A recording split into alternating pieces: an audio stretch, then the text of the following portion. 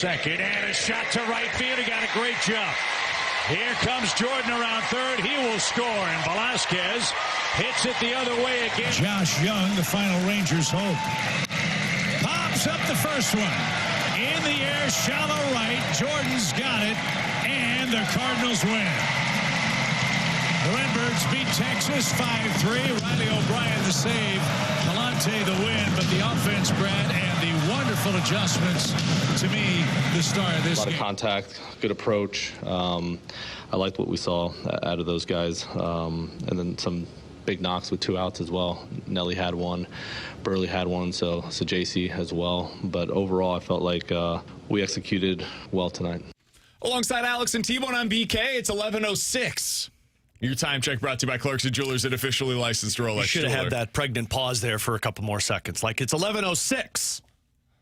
It's all right. Jim Edmonds was on. A couple more seconds, man. Come on, let it marinate. Jim Edmonds was on. I'll give him. You'll allow it? Yeah, I'll allow it. I'll allow it, too, for Jimmy Ball. When what should be Hall of Famer joins your show, we could be about 4 minutes late. That's okay. 4? I'll take 15 minutes late for Jim Edmonds. I'll live with it. The conversations he has. So last night, Cardinals get the win 5-3. Offense looked really good, man. That was a really nice response after what took place on, what was it, Tuesday night? It's Wednesday, right? No. Monday night. Today's Thursday. Today's Thursday? Yeah. Oh, boy. This travel stuff has me all kinds of lost. I'm doing solo dad duty over the next few days. God bless. Any of you solo parents out there, all the praise in the world. So. I did solo parenting yesterday, too, in the pool with 3 children. Not fun. Not fun. So yesterday, Cardinals offense comes through. Andre Pallante was great. I think he's been really good for most of the season. We'll get to him here in just a moment. Alex, to me, the biggest story of the game was Nelson Velazquez. Or, now we know his nickname's Nelly. He's got to stay in St. Louis for the rest of his career. No doubt. He's Nelly. So, Velazquez is a guy that you guys know I'm not exactly the biggest supporter of. I'd like to go back and check the tapes if we can of, Velazquez isn't a major league player. He sucked for the Royals. Yeah. I think there will come a point in time not too long from now when people are mostly agreeing with me. He came up in that big spot the other night. You saw the downside of what Nelson Velazquez is. He's going to strike out a lot. He's going to swing and miss a lot. There's going to be moments where you want something more from him. But, hey, man, we saw this in 2023 from him. He can go on a 40-game heater. He can have a stretch where, for Kansas City, 14 homers in 40 games. You just hope that you strike while the iron is hot. And it appears they may have done that with Nelson Velazquez. And so when Lars Nootbaar returns tomorrow night, Alex, and they officially have decided that that is going to be the case for them, Velazquez is going to remain here. He's not the guy that goes down in favor of Lars Nootbaar. He has a role on this team. Go out there, be the designated hitter against left-handed pitchers, and mash against them. And occasionally stand in left field. It's not going to be pretty, but whatever. I can live with that because of how great your bat is right now. There's going to come a point in time where that will no longer be the case, and all right, fine, go back down to AAA, whatever. But for today, for the near future, this is what the Cardinals should be doing is, hey, go ahead, you took the job. You're the guy now that gets those opportunities against lefties. They've been searching for somebody to do that. He has now taken that opportunity. Yeah, you needed a spark, and you really needed a spark against lefties because the power or just the potential to do damage behind Jordan Walker when it's a lefty is not Alec Burleson. And then, good luck finding the other option between Mason Wynn and Nolan Gorman and all of these pieces. You just needed somebody that could come up and strike a little bit of fear against lefties. And, man, Velazquez has done that, and that's the spark teams need. When you're in a rut like they were 2 weeks ago, you made the timely move to bring up the guy that could provide the spark, and he did so in his first at-bat hitting the home run, and he comes through again last night when you're trying to avoid the sweep. So good on the Cardinals for making those timely moves, and good on them if they keep him up here, because I'm with you. When Nootbaar returns, I don't think you should send Velazquez back. We talked about this on Friday when he was called up to where it was they probably just DFA Velazquez if it doesn't work when Nootbaar comes back. Man, well, when Nootbaar returns, Velazquez stays because that's a bench option that can pinch hit for you when they go to a lefty, or when lefties start, you have the option to lengthen out your lineup and move Alec Burleson down. So I think there's a lot of other guys that you can look at and you say, this is the guy that gets optioned back to Memphis or whatever we have to do when Nootbaar returns. Velazquez has earned his time until it disappears. So who does go down then? Because T-Bone, I asked this on Twitter earlier today. People can go ahead and respond to the poll at BK Sports Talk is where you find me on Twitter. Which player will be sent down? Not which do you want to be sent down. Which player do you believe will be sent down tomorrow when the Cardinals officially call up Lars Nootbaar? I gave 4 different options. 3 of them are players, 1 is an other. Thomas Ajacey, Victor Scott II, Brian Torres, or somebody else. Who do you think will be the one that ends up going down, T-Bone? I think they probably send JC down, would be my guess, because I think they still like Torres from the left side, that they can use him for late in games, and he has a lot of flexibility for the roster construction, the way you try to build this out. And in theory, you probably don't have to give Wynn a day off, at least until Urias comes back, because of the fact that you have today off. And as much as I hate to say that because JC's starting to swing a hot bat, I don't know what his role is on the team, you know? So I think it's probably him that ends up going down. I don't think they send Vic down just yet. I think that's probably more when you get to the Nathan Church decision that you're having that conversation. They continue to rave about Torres, so I don't think they're doing that. And then they're not going to send down Pages as the third catcher because just the way they operate. So I think it is Thomas Ajacey. I think he's the guy that ends up drawing the short straw here and goes down. That's my guess as well, which is ironic because yesterday he finally comes through, and he's been playing pretty well, or hitting pretty well at least, over the last week. Yeah. And maybe this is an opportunity. I know this sounds strange to say this, but maybe this is an opportunity for them to say, okay, you finally found something with your bat. Go play every day. Right now, Ramon Mendoza, yes, let me say this one more time. Ramon Mendoza is playing every day at third base for AAA Memphis. I've heard he's a hot bat. Not Blaze Jordan. Blaze Jordan has not started at third in a week since they called up Nelson Velazquez. Jordan is getting all of the opportunities at first. He's the guy that's playing over there now, which suggests with their actions, that dude's not a third baseman. You guys can continue to say, not you guys, but the generic, like the Cardinals saying, fans can continue to say they want to see him up here. That's great. If he does, he's going to be a designated hitter and a first base option. He cannot be a third baseman at the major league level, is what they're telling us with their actions, not their words. But for Ajacey, I think if he goes down, I think he gets every opportunity to be a guy that gets a real runway at third base for them. And he takes that spot from Mendoza. Mendoza probably bumps back over to second base where he had been playing primarily for most of the season.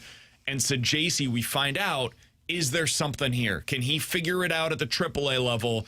And then later, maybe he's a guy that gets another call up this season and gets some real runway at third base if Nolan Gorman continues to have these kinds of struggles as he has been for really the last 3 years now. And to that point on Blaze Jordan, what they're doing, AKA, this is our Velazquez potential replacement if he doesn't hit. Yeah. I think that's kind of what you're looking at, because it's not like Velazquez has a bunch of versatility, right? It is, he's a DH and he can kind of go out in left field.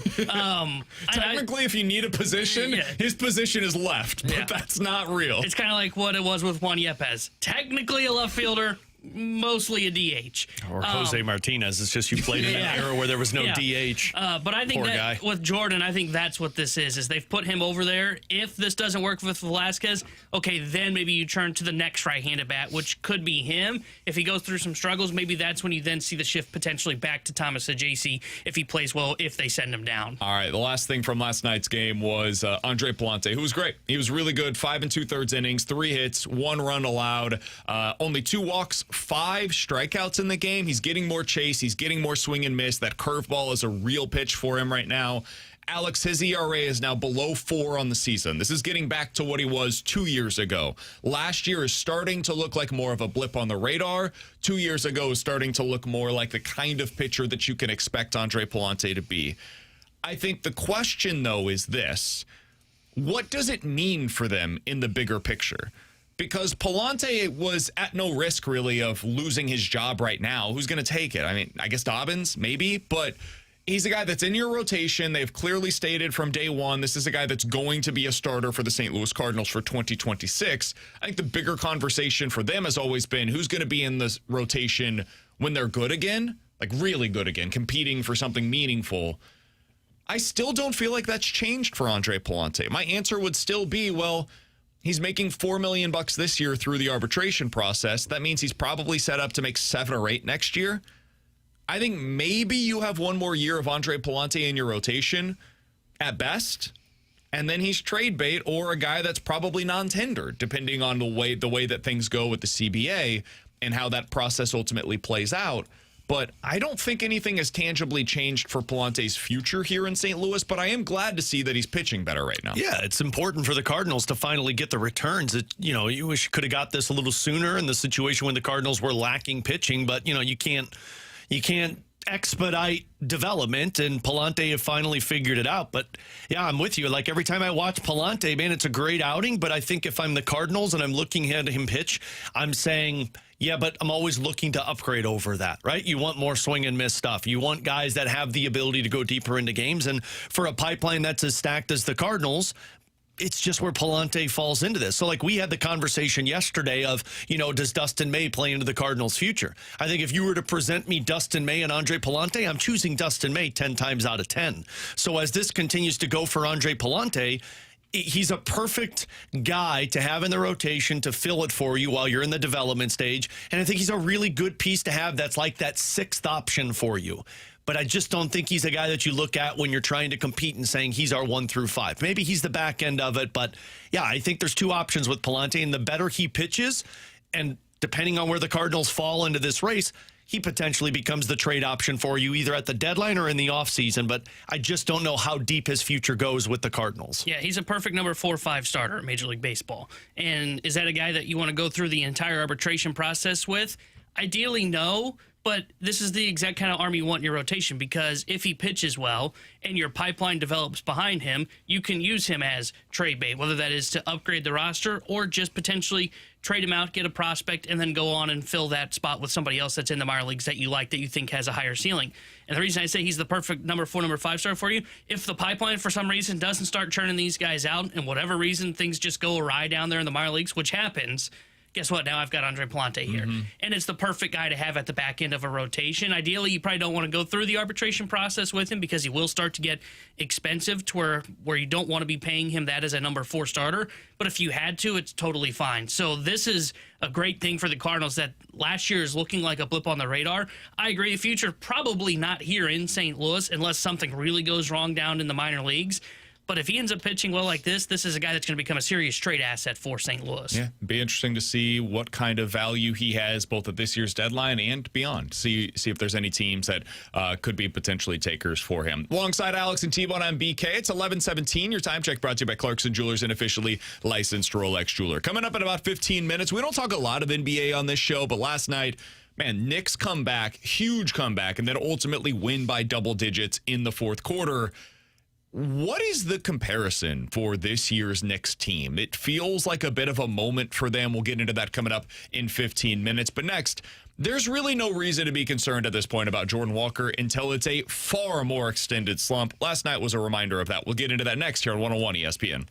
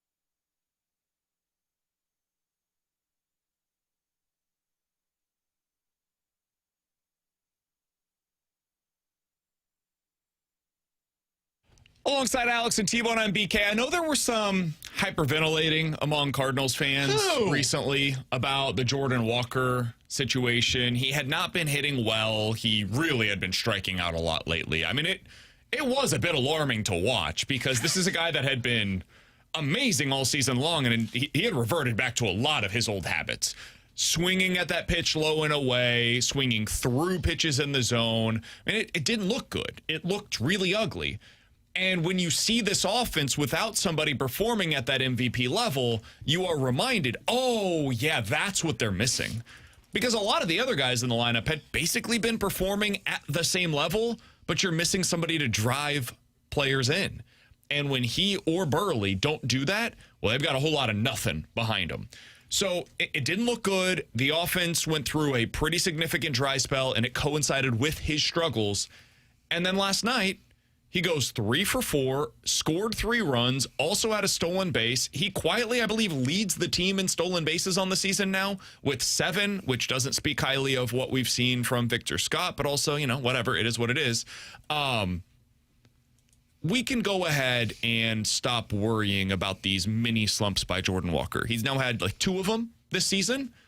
And each time we had a lot of people texting in saying, here it is. It was a mirage all along for Jordan Walker. No. Jordan Walker is playing at an all-star caliber level this season. I don't think he's going to be a 950 OPS like he was for most of the year. I don't think that's realistic. But if he settles in as, hey, he's going to hit 35 bombs, hit 265, and get on base at a really good clip, guys, that's an all-star. And I'll live with that as a guy that's probably going to get MVP votes this season. That's a pretty damn good season from a guy that most of us had written off as any kind of a contributor. Yeah, I mean, I'm done worrying about Jordan Walker and saying I'll see what it looks like at the end of the season. I've seen what it looks like. And it seems premature to say, I guess, 3 months in, but every slump he's gone through has been mini. Mm-hmm. Like, he has not extended those slumps long enough. And until I see a Nolan Gorman-esque slump to where this guy is just awful for a month, striking out at the world, can't seem to get things right, until I see that, I'm not worried about Jordan Walker. Right now, the only thought with Jordan Walker is what's the ceiling look like? Because can you continue it and get to that MVP level, or are you just kind of that fringe level, which is A-okay with me because I'm with you. We were done with Jordan Walker, as I know many Cardinals fans were last season. So for this team to have him here, there's no more concern if he looks bad in 3 straight games to where he's striking out and he's not making heavy contact or he's not hitting home runs. That's beyond it. Now it's just a matter of, hey, what's he look like at the end of the season in terms of his numbers? Can this guy be the MVP that we all thought he could originally, or is he just going to be a really damn good player, which both are wins for this Cardinals team? Yeah, I'm 100% with you. I think right now, based on what we saw, the way he got out of that first little mini slump and was able to kind of go from like a 7 to 10 game stretch where it didn't look good to boom, right back to that MVP level.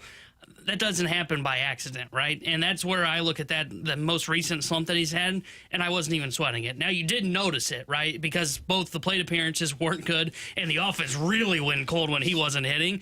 But I have no concerns with Walker, and I was maybe one of the biggest skeptics of him coming into the season. At this point, I'm with you. Until I see about a 3-week, 4-week stretch where it is Nolan Gorman-esque, where he's just swinging and missing all the time, I think he's going to be fine. Him and Brant Brown seem to have a good relationship and good idea of what they need to do to get him back on track. And I don't have any concerns about him. Now, to your point, what's the ceiling on him? That's still to be determined. But I think right now you're looking at a guy that's going to be about 40% above league average as his floor. And then we'll see where it goes from there. So earlier this week, they officially released the MLB All-Star ballot. I would guess the answer to this question is Jordan Walker, but who is the Cardinal most deserving / most likely to be in the All-Star game this year? We're all thinking Pedro Paez for the catcher. I was going to vote for him. Yeah? Yeah. You're going to get 1 vote, man. Congrats. I would say it's Walker or Weatherholt. And even Weatherholt, I just think there's a lot of guys that can outperform that. And as a rookie, I mean, you have to be the elite of the lead, I think, to get to that All-Star appearance. So I think I would say Jordan Walker would be my lone answer. By the way, Pedro Pajes is listed as a catcher for the Cardinals. Vote him in, St. Louis. Ivan Herrera listed as a designated hitter for the Cardinals. Get him to the All-Star game. Just going to go out on a limb and say Herrera's not going to make it as a DH. Who else is going to make that? That Ohtani guy, he's pretty good. I don't know if you guys have heard of him or And not. Kyle Schwarber. Schwarber's pretty There good are your too. two representatives for the National League at DH. I'm really sorry, Ivan Herrera, but you just played the wrong position. Ohtani is a pitcher. Sorry, so he can't be voted in. It is a DH. bummer Can that do they both. made that switch for Ivan Herrera, like the Pedro Pajes decision, right before this was announced, and I'm guessing they just didn't have time to switch anything. Come on, Because if he was guys. listed as catcher, Tough. he'd have a shot. Yeah. Oh, yeah. But not a DH. No. I think the answer is Walker. I think there's 4 position players that have had all-star worthy campaigns. They're just in a loaded position. And even Walker's in a loaded position to where I'm not even sure he's going to make it. He's not going to make it in the vote. I think he'll get in as a representative because the Cardinals have to have at least one, and he'll get in as an outfielder through that. But like Weatherholt has had a good year, and he's potentially going to win Rookie of the Year. But there's just so many good second basemen across the sport. Like you think of Ozzie Albies. I know Ketel Marte hasn't had a good year. He's going to get a lot of votes for that position still. And then you look at first base. Burley's been really good, 29% above league average. It's a shame Matt Olson and Freddie Freeman play first base. Like he's not going to get that one. And we've already talked about Herrera in the DH spot. He's just not going to be able to outbeat a guy like Schwarber or Ohtani to get in. Man, it really is a positional thing for them. Because you're right. Like, you look at second base. Well, I mean, for every metric that you look at, J.J. Weatherholt's been awesome this season. You go over to Fangraphs and look at the wins above replacement numbers. I mean, he's right at or near the top of all of those. But he doesn't have the name recognition that, like, an Ozzie Albies has. The Marlins have to get somebody in. It might be a pitcher. Max Meyer might be that guy, but Xavier Edwards is pretty clearly their best option when it comes to their position players. And then Ketel Marte has huge name recognition. Terang from this division, I'm going to guess that the Brewers are going to have a lot of representatives in this year's game, given how great they have been so far this season. So he's going to be one of the top options. Yeah, I think it might just be Jordan Walker for the Cardinals this year. Yeah. I thought Riley O'Brien would be a shoo-in, but given the way that he's pitched over the last basically 2 weeks, I don't think that's likely any longer. I don't think there's anybody else in the bullpen that's particularly likely. Maybe George Soriano. He's had a very good season, but middle relief just I was gonna doesn't say, typically closers get to the unless All-Star you've game. got like a 0.5 ERA. What did Pat Neshek have that one season where he was the setup man and he got in? Yeah, that's what you have to do. So T-Bone brought this guy up in the office, and I think it is an interesting one. Now, if you're projecting forward, what is this guy going to do the rest of the season? I don't think he's likely to maintain his current 2.9 ERA. But Michael McGreevy currently boasts a 2.9 ERA. And that is the kind of thing that when people just go over to the ballot and they look at it and they're like, okay, who should I vote for? It's going to list that. That's going to be one of the most prominent numbers that is listed next to his name. He does not have name recognition, and there are a ton of great pitchers in the National League this year. Do you guys think there's any chance that we could see Michael McGreevy make the All-Star game this season? I don't think so, because I think, just speaking from when I used to do this when I was a kid, when you go to the All-Star votes, you go name recognition. I don't think a whole lot don't of... vote for a pitcher. To be clear, you don't vote on pitching. This is a Major League Baseball thing. Yeah. Baseball, the players and coaches will decide if he's an all-star. And I still think that name recognition is important. Yeah. And I think when players and coaches... Also, I think people should vote for pitchers. I do, too. And I thought that they used to have, when you used to, like, poke the little things that they'd have at the ballpark. For some reason, I thought they did starting pitchers. Maybe I'm wrong with that. But, no, the votes, anybody's doing the votes always go with name recognition, right? And the All-Star game, you're going with the best players that are like, oh, that guy, versus a Michael McGreevy may have numbers, but I don't think anybody really looks at the numbers as much as they see the name when it comes to the All-Star. Now, maybe he gets in because guys get injured or unable to perform, but I don't think he's going to be one of those names that's instantly, yes, he's an All-Star. Somebody said Miz, Ohtani, Sanchez, Skeens, and McGreevy would be hilarious. Yeah, one of these things is not like the other. Ohtani's a DH. Throwing 98 to 105. McGreevy's and then you see going for McGreevy, contact. who's just really revving it up for 93. Hey, but he got that ground ball, baby. Yeah, I think he's got a chance. I think it is going to be tough because, I mean, those names that you read off, this year's going to be unbelievable in deciding, let alone who starts the game for the National League, what pitchers you put in. Oh, and by the way, the Cy Young race, because of just how deep it is. And you read off a couple of those names, and you've still got guys like Chris Sale that'll be involved in this. I think he has a shot, but the reason I think he has a shot is I don't think he makes the original roster, but we've seen this in the past to where the schedule works out to where a guy like Mizorowski throws the day before the All-Star weekend. So, okay, well, now he's out of the running for this. If he continues to have a 2.90 ERA, now that I'm skeptical of, but if he does, he's going to have a shot to get in potentially as a replacement. I don't know that he's good enough to be named to the original roster, but when you start to lose guys because they pitch prior to that weekend, I do think he's going to have himself an opportunity. Can you imagine fans that aren't familiar with Michael McGreevy? You're just watching the All-Star game, right? Because people throw it on, put it on in the background. You see Paul Skeens, you see Christopher Sanchez, you see Shohei Ohtani, and all these guys are coming in. They're just revving it up. It's lightning in a bottle. And you see like a Maserati, a Ferrari, all these different things. They're just flying down the freeway. And then there's a Ford Focus. Going 65, just getting right up to the speed limit, not a mile an hour more. You got it on the background, and then the announcers are like, and now out to pitch, Michael McGreevy, the 2.9 ERA. 42 People strikeouts the this radar season. Broken. It's like, what nobody throws 92 now. And just going out there, getting a few ground This balls. was It's not sexy, but it's effective. I don't remember if he pitched in a game or not last year, but this was like Matthew Boyd. Remember Boyd made the All-Star game last year, and it was like, wow, Mizorowski, this kid, he's tall, lengthy, throws 103, and it was like, man, boy, this guy's like 34 years old making his first All-Star game, and he throws like 90. It would be the same thing from last year's game. You're just looking around the diamond, and there's all these tooled up players. So you look out to the outfield. You've got Pete Crow Armstrong, who's one of the most acrobatic defensive players in the league right now. You've got like James Wood, who's he's basically Jordan Walker, but for the Washington Nationals. You've got Ronald Acuna Jr. out there as well.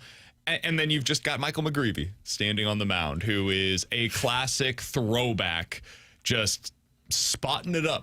Hitting all of his spots. Poor Michael McGreevy, too. You just got, welcome to the game. Now just go up against an all-star lineup. It's not like what you get to see typically throughout an entire season. Alongside Alex and T-Bone, I'm BK. It's BK and Ferrario here on 101 ESPN. In 15 minutes, we'll get into questions and answers. You guys have any questions, go ahead and get them in right now on the Air Comfort Service text line. But coming up next, the Knicks might be representative of a new era in the NBA. We'll tell you what we mean by that next here on 101 ESPN.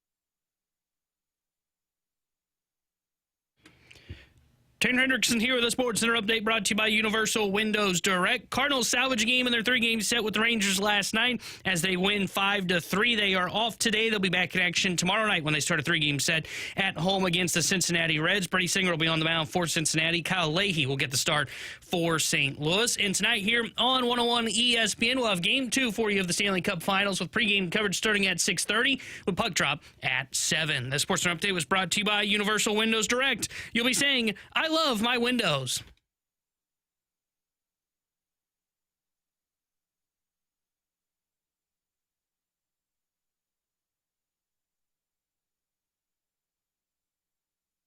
Alongside Alex and T-Bone, I'm BK. So the New York Knicks win last night. I got to be totally honest with you guys. I was watching this game a bit, had it on in the background, turned it off. Same. I had it on. Well, I had it on in the background, but I was doing 2 other things, and then I just had it on mute. I thought it was over. Yeah. Knicks were down by double digits. I thought, okay, well, that's it. Game 1 was about the San Antonio Spurs. Typical Knicks, am I right, guys? And then there it is, like fourth quarter, Knicks come back, and they win it going away. Jalen Brunson was fantastic, finished with 30 points in this one last night, and they were just too much for the Spurs to close that thing out. Alex, the Knicks have been one of the most dominant postseason teams that we've ever seen. That may sound like an overstatement. It's not. They swept the Cleveland Cavaliers. They swept the Philadelphia 76ers.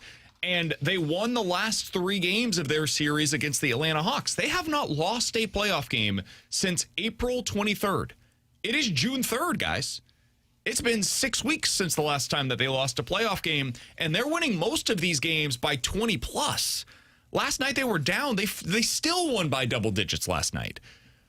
And so the Knicks are one of those teams, like, man, they have some national notoriety. You go back to the 90s, they were a team that you either loved or you hated because they were going up against the Bulls seemingly every postseason, right? I ask this of you. Does this team remind you of anybody? Because they don't really have a superstar. Now, Jalen Brunson is awesome. I love watching the guy. But it's kind of like SGA in that SGA is a back-to-back MVP candidate. Mm-hmm. I'm not so sure he's a household name for people that don't consistently watch basketball yet. Yeah. Now, maybe that's unfair, but his playing style just doesn't really lend itself to that. He's not Steph Curry. He's not Giannis. He's not even Victor Wembanyama, honestly, in terms of the name recognition away from like true basketball fans. Is there a team that this Knicks roster reminds you of? First team that came to mind for me is the Detroit Pistons. That's when it was for me too. The Wallace brothers and Chauncey Billups and Taurean Prince and Rip Hamilton. Like, that team was a win by committee. Like, yes, you had some name recognition, like the Wallace brothers, specifically Rasheed Wallace was a name that people knew, but it wasn't a Wembanyama or a Jordan or a Kobe or a Shaq. But that team was always so good from top to bottom that when the 5 hit the floor, it's like, this is going to be a brutal type of game. I don't know how many teams have been a team by committee to where 5 guys step on the floor and it's not one that's just significantly night and day better than everyone, have been in the league since the 2000s. You mean like to win the finals? To win the finals or to be that dominant. The irony is I think the last 3. You say, I think the last 2 for sure, but then potentially this Knicks team as well. I guess with the Thunder for sure. But and I guess the Celtics. The Celtics were about the depth of that roster. I think Tatum was a bigger name, though. I don't, because like Tatum was a bigger name than Brunson. Tatum has like the same accolades as Brunson, essentially. Like, I think he was a bigger name because of his draft pedigree. And I think that he's a bigger name here because he's from here. Like, I think that helps him in this. He was on the cover of a video game. Like, I just feel like that guy was somebody that people were talking about. And then when his injury happened, kind of, I think the difference away is, a little bit. So Brunson was a guy that was like unheralded as an NBA prospect. He was unbelievable in college, but it was that classic, yeah, but how's this going to translate kind of conversation. And then he became a backup point guard for the Dallas Mavericks, went on that incredible run as Luka was out for the postseason. The Dallas Mavericks didn't have the money, or they chose not to pay him. He goes to New York, gets this big payday, and like has been awesome for them ever since. They didn't always have the team around him, but he's been great for the New York Knicks. But I don't know that he's ever translated in terms of the name recognition the way that maybe his game would suggest. Yeah. Because he didn't come in with the pedigree that a guy like Jason Tatum did, or like Victor Wembanyama did, right? and he also doesn't have one specific skill that is just a, oh, wow, kind of a factor. Like Victor Wembanyama is 7'4" and can shoot from 30 feet away. Steph Curry is one of the best shooters I've ever seen. Giannis Antetokounmpo, I've never seen anything quite like that. LeBron James is 6'10", runs like a freight train, and also is the best distributor in the NBA for the last 20 years, right? Like these things are different, and they stand out the moment that you turn the game on. Jalen Brunson just looks like a point guard that you've seen 100 different times, and also has the closing skills like Kobe Bryant did. And that's maybe the skill set that's going to be most on display. And maybe this is the moment where he does become a household name for people beyond just Knicks fans or legit NBA fans. But yeah, I think T-Bone's probably right in that he probably should be viewed in that same status level as Jason Tatum. I'm not sure he is, though, or has been prior to this NBA I think if Finals. you win this one, I think that's where you kind of put yourself in the same conversation with Jason Tatum. But I just think as it stood like at the beginning of this season, I just feel like Tatum's name was a bigger name recognition. And I think it helped, like to his point, that Tatum was a, number 1 or number 2 overall pick, top 3. And was successful in college as well. And started in a huge market on a team that was kind of on the rise in the Boston Celtics, unlike Brunson, who starts as a backup point guard, to your point. But I think they're the same guy. Like, I understand if you decide to side with Tatum. I wouldn't call that guy like, I remember at the time when we were talking about that finals, we weren't saying like this is a guy that's going to be the face of the NBA. I don't think Brunson's that. Even if he wins this NBA Finals, he's not going to suddenly... The team that potentially could lose is the face. Wemby's going to be that guy, right? And even with the Thunder, they won it last year, and SGA is a better player than Brunson because he's won back-to-back MVPs. I wouldn't even call that guy the face of the NBA. And I know some people would argue with me, well, he's won back-to-back MVPs. How can that be? He's in a small market in OKC, and I don't think the casual fan necessarily knows who SGA is. It's the Wembys that are the recognizable ones. The thing that is, like, if you did word association with Wemby, it's like freak. It's tall, long, like all these different things, right? With SGA, if you do word association, it's flopper. Like, that's what most people know him as. It's wildly unfair. He's way better than just being known for that. He's the MVP in back-to-back seasons for a reason. He's unbelievable as a player. But I think the thing that most is discussed with SGA on a national level is the fact that he's like searching for fouls while he's out there. And I don't think a lot of people like that style. It's very similar to James Harden, where he's pounding the ball in the ground. People view him as a flopper, and he doesn't end up having postseason success because of that, because of the style of play that he has in the regular season. It doesn't quite work the same way once you get to the playoffs. So I think that's what most people know SGA as. Whereas with Jalen Brunson, one of the things that I think could play from this series, that dude is a cold-blooded killer. You get late into these games, you get into the fourth quarter, that guy is the one that's going to be taking every shot because he is special in those big moments. It kind of reminds me of like what Damian Lillard was during his prime, where it's Dame time, right? Yeah. You get late into a game, take a big shot. That's the guy I want taking it. Jalen Brunson has a lot of that. I think if they win the finals this year, it will be in large part because of him, and maybe that's the moment that he ultimately takes off. The Knicks are one of the last great true pro sports stories. Yeah. They have not won a title in, 40 years now? What are the other ones that we have left? Because the Cubs were this in 2016. Yeah. The Red Sox were this in 2004. You look to some of the other sports that are out there right now. I think the Buffalo Bills, if they're able to get over the top with Josh Allen, that'd be a special sports story. What else currently is in that ilk? Because I'm going to New York next week. I'll be in New York for Game 3 of the NBA Finals when the Knicks return home, and at a minimum, they'll be tied in this series. It's going to be a madhouse whenever I go out there.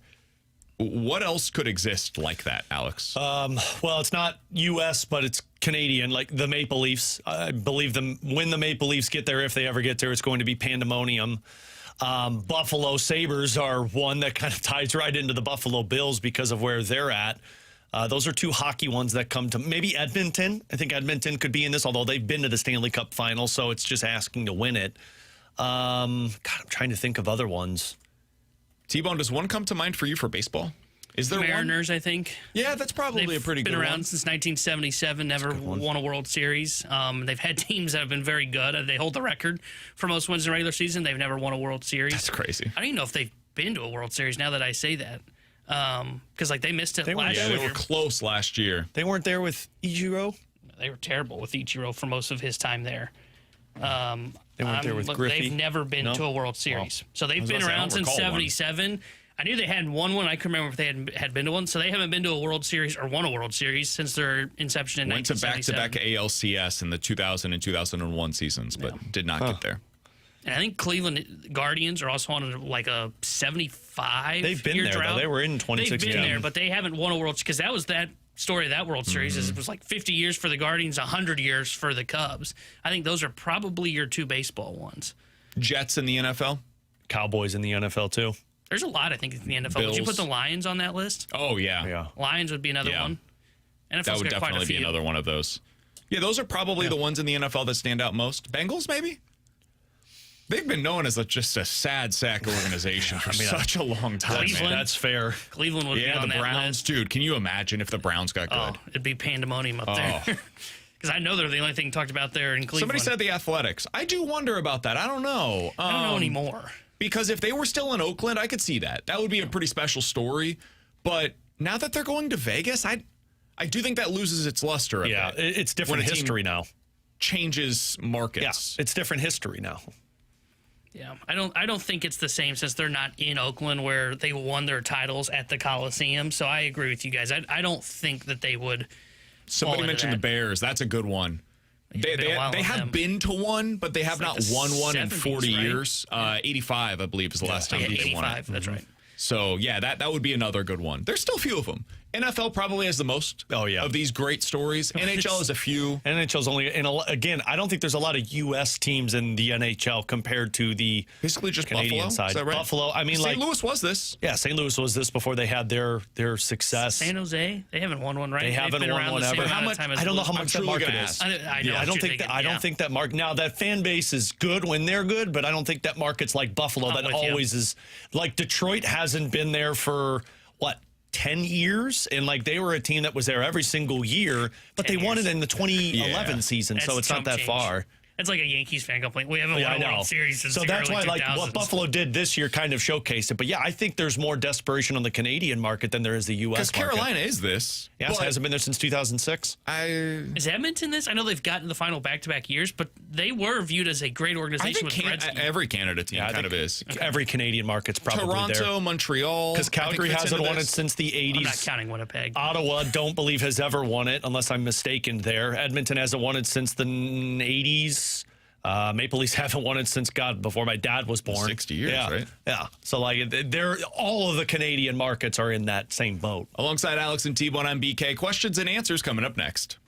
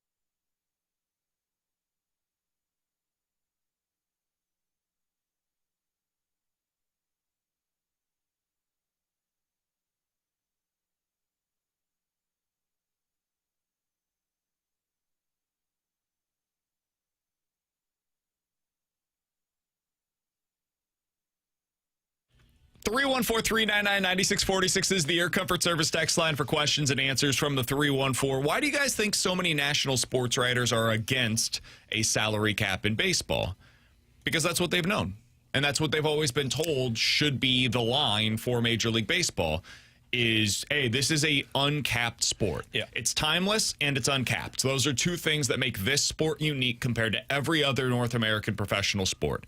And for them to then see their sport that they've always loved and held those two things to be true, for it now to have a timer between each pitch and for it to have a cap, well, then what makes baseball unique at that point in time if you're one of these writers? So I think it's just what they've always known kind of a thing. Now, some of them might also truly be against caps. That's a legitimate argument to have. We could have a discussion on that, but I think that's probably the primary reason as to why. I also think baseball truthers, enthusiasts believe their sport is special and shouldn't be changed. And when you get a salary cap, you're like every other sports league. And I don't think baseball truthists really want that. Yeah, I think to be case point on some writers view it as this is how it has been and it's been fine. Like there are some arguments from in the past that you can point to and say, okay, that's fair, right? Like we've seen this kind of disparity between the top and the bottom all the time when it comes to payroll. Like look at the Yankees. The Yankees went on the run in the early 2000s, and then there was a run of parity. But I think this is just different, right? The Dodgers are something that we've never seen, and the payroll gap is just growing and growing at an unsustainable rate to where you're talking about $400 million separating the top from the bottom. And I also think, too, part of it is they're also maybe trying to, they've got to balance relationships as well, right? A lot of national writers have some good connections with some players. Now, they've also got agents, which is the other big part of this. You don't want to be pissing off one of the top agents so then you can't break some news when it comes. That's fair. 314-399-9646 is the Air Comfort Service text line from Bacon Wrapped Wiener. By the way, you can check us out on YouTube. Get your questions in there as well. YouTube.com/101 ESPN STL. Does Albert Pujols make the Hall of Fame unanimously? He should. Yeah, Probably not, because that's the way the baseball operates. Because everybody that makes votes always has to make sure that nobody gets in unanimously. Who's been unanimous? It's been Griffey. Was Ichiro or no? No. I don't think he was. No, because I was pissed about that. That the guy was an obvious Hall of Famer. I feel like there's somebody else. Was Griffey unanimous? I'm thinking he wasn't. I think he was, right? I don't think he was. Maybe he was. Nope, he wasn't. Who was the last unanimous Hall of Famer? It's actually only been one ever, and it's Mariano Rivera. That's right. Okay, I knew Rivera was, but I didn't think there was another. Ichiro missed out by one vote. That's just Derek Jeter missed out by one vote. Ken Griffey Probably Jr. BK. missed out by 3 votes. BK would absolutely vote against that. I would have voted in Derek Jeter to be the Hall of Fame. Like, he's a Hall of Famer. Yeah. But the conversation with Derek Jeter that's interesting to me is not so much, was he a great player? Of course he was. Yes, he had 3,000 career hits. The guy was awesome. It's, all right, is he like the greatest shortstop in the history of the game? No, he wasn't even the greatest shortstop on his own team for a period of time, so... Pujols should be unanimous Hall of Famer. Will he be? If Ichiro didn't, I'm not sure Albert will be. That's just, it's I such don't know a joke. how you don't get there, It's but such a joke to me. he Like should it's be. the one guy. It's the same that I said with Ichiro, and it's the same with Ken Griffey. It's like it's the one guy that you look at and you're like, that guy. There's nothing about his resume that's not a Hall of Fame. But yet somebody's got to be like, oh, well, so nobody deserves to be a unanimous Hall of Famer. I've been covering the league for 72 years. Yeah, that argument I've never understood. Or this guy was a jerk to me once, so well, he's not going to get my vote.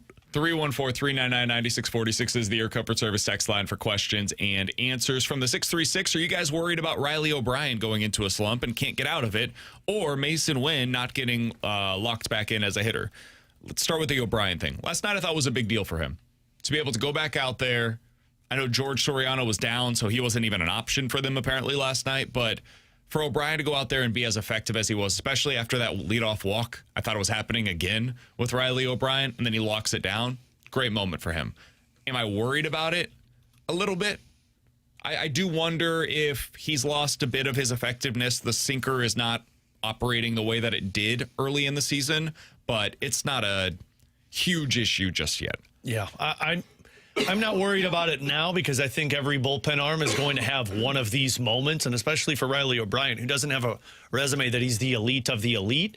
I'll be worried about this if this carries through the month of June. Like if we're talking 2 months of this guy really struggling, then I think they've got bigger problems. Yeah, I've got, on the scale of like 1 to 10, how worried am I, Brian? I'm at like a 4 or 5. I'm not overly panicked. It is something worth monitoring. I also wasn't convinced that he was that great last night. Has the leadoff walk of a deep fly ball to left center field that barely misses being gone, and then the final out was a slider right down Broadway that the guy missed. So I am at least monitoring that because you've got other bullpen arms that are pitching well. The Mason Wynn one, I think it's time that we just adjust expectations on his bat. I think he's just going to be a Gold Glove shortstop, and that is fine. Long as you've got other guys that can hit ahead of him, it is okay if he hits in that 7 through 9 range in your lineup. You can bump him up a little bit against lefties because he's good against them. Long as he's just not like Victor Scott bad at the plate, you can live with what his offensive profile is right now. His last double came on May 15th. Wait, Mason wins? My God. So he's only got, what then, 1 extra base hit since then? Because it was a home run 2 nights ago? Why does it feel like it's not been that long? That's the thing to me that's surprising. I'm not overly surprised that he doesn't have a ton of home runs this year. He only has 2 on the season, but okay, I can live with that. The lack of doubles to me is really surprising. I would think that would be a huge element of his game because I do think he can hit line drives. I think he's got the plane with his bat to be able to do that. He hasn't made enough contacts this year to be able to get into that. In my opinion, he doesn't drive the ball anymore. Ever since he said, and I don't know if this is causation or what, but he said, hey, look, I'm going to try and cut back on my home run swing. Okay, well, since you've done that, you're not hitting for power, which makes sense. But you're also, in my opinion, he doesn't drive the ball hardly ever. If he gets a hit, I'm like, that's a nice slap single the other way. Yeah, it is If surprising. you're doing that, it's hard to hit doubles. He barreled it up more often last year, and I would have thought that you would be able to get more of that again this season. It just hasn't happened. So we'll see if he's able to get into more of that. All right, coming up in about 15 minutes, we're going to dive into some NFL quick hitters, including 2 significant extensions that were signed over the last 24 hours, both of which I think a lot of people saw and were like, they're giving him how much money? We'll get into that coming up here in about 15 minutes. But next, which of these 2 prospects has the clearer path to the majors? We'll talk about that next year on 101 ESPN.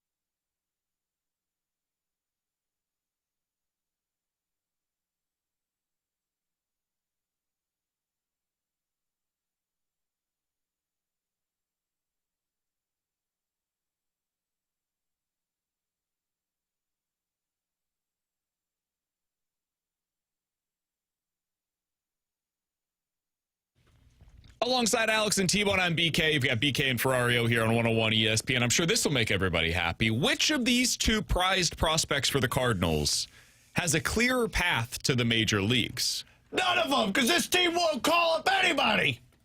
Mendoza. Is it Blaze Jordan? Mendoza. Or is it Joshua Baez? Both of them are hitting extremely well right now down in AAA. Baez had another home run yesterday. He's now second in the Texas League with, I think, 17 home runs on the season. That home run yesterday was impressive. Hey, Left center out of the ballpark. He's hitting the crap out of the baseball. If the Cardinals did not have Lars Nootbaar coming back, I think there's a chance that he'd be coming up sooner rather than later. But they do have Lars Nootbaar coming back. So for you, Alex, which one of those is Blaze Jordan or Joshua Baez? Which one has the clearer path to reaching the big leagues quicker? I think this is an obvious answer, and it's Josh Baez. Because I think his spot is Lars Nootbaar's spot. I think Lars Nootbaar is going to be a trade candidate, and that is the corner outfield spot that Baez plays. If you ask the Cardinals, they view the future as Baez and Jordan Walker in the corners. Blaze Jordan, now that we've officially moved past the third base thing, that they've put him at first, to me it's kind of the Cardinals saying, guys, can we stop this whole thing? He's not a third baseman. We're playing him at first now. We're putting Mendoza at third so you can just shut up about it. I think the only path for They're that Blaze, aggressive with it? I think that's what they're saying. Wow. And I'm the Tone Ranger. Yeah, well, I'm speaking like I'm BK there. I don't speak that way. I don't disagree with anything you said. But See, I think Blaze's path now is, look, there's going to have to be an injury to Alec Burleson or Ivan Herrera, because then Blaze can be the DH or the first base option. Otherwise, he's not going to be a major leaguer. Unfortunately, and people are going to love this, he's Luke and Baker 2.0. To where he's a really good piece in the minors that will hit, but he's only going to get shots when injuries take place. Unless they decide to move on from Alec Burleson, I don't see that happening. So I think this is an obvious answer. I think it's Baez. I think there's one other scenario. They make Blaze a catcher. No, I think this is pretty realistic. Whenever we get to a place where they get diminishing returns from what they have been getting over the last, 5 days, I guess it is. It's not as though it's this significant sample size. Whenever they get diminishing returns from Nelson Velazquez, I think you could take Nelson Velazquez's spot, where he becomes a DH/first base option against left-handed pitching. And he can get an occasional start at DH against right-handed pitching as well, whenever it is that Ivan Herrera is potentially behind the plate. So I think that's the role for him, but it would require a cool-off stretch from Nelson Velazquez. And I think that is more likely to happen quicker than what we're seeing right now with the left field situation. I know everybody looks at Baez and says, hey, he's playing center field. That's great. He's playing center field. Yes.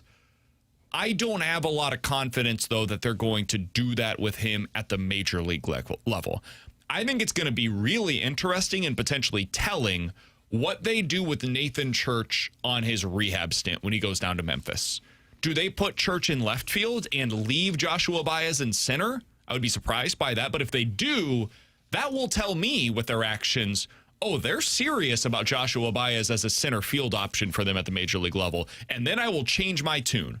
My guess, my prediction would be Nathan Church will slot in as the center fielder. They'll bump Joshua Baez over to the left, and that's probably where Baez ultimately lands, which means Church gets that next crack in center field.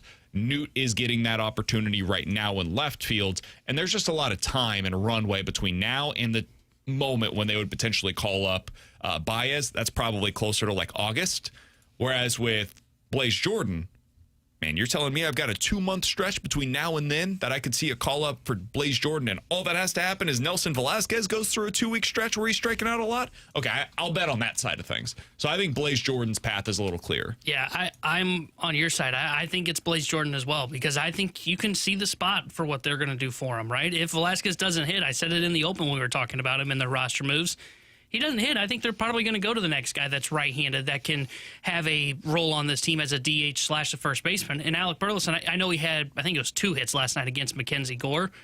Alec Burleson is the third worst hitter in Major League Baseball against left-handed pitching over the last 3 seasons. So he's got significant splits against lefties to where if they decide to, they could decide to platoon him a little bit over there at first base.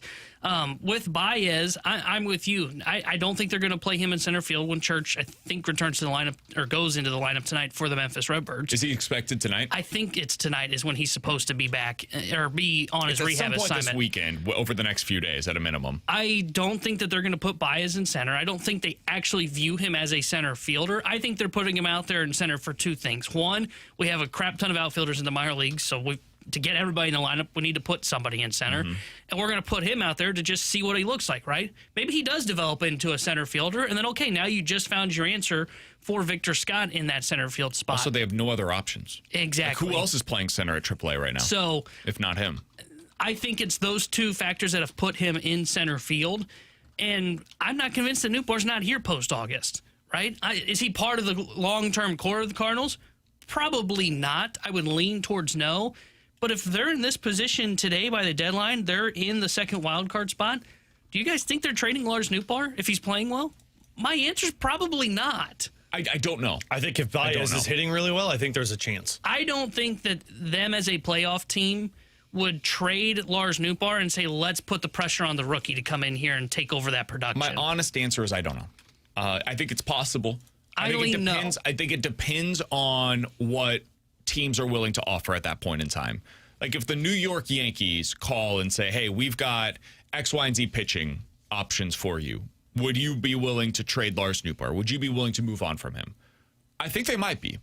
Or if the Seattle Mariners call and say, hey, we've got one of these pitchers, we've got 6 of them right now, we've got a pitcher that we could send to you for Lars Nootbaar because we really feel like we need his on-base percentage at the top of our order, and his left-handed bat will play for us.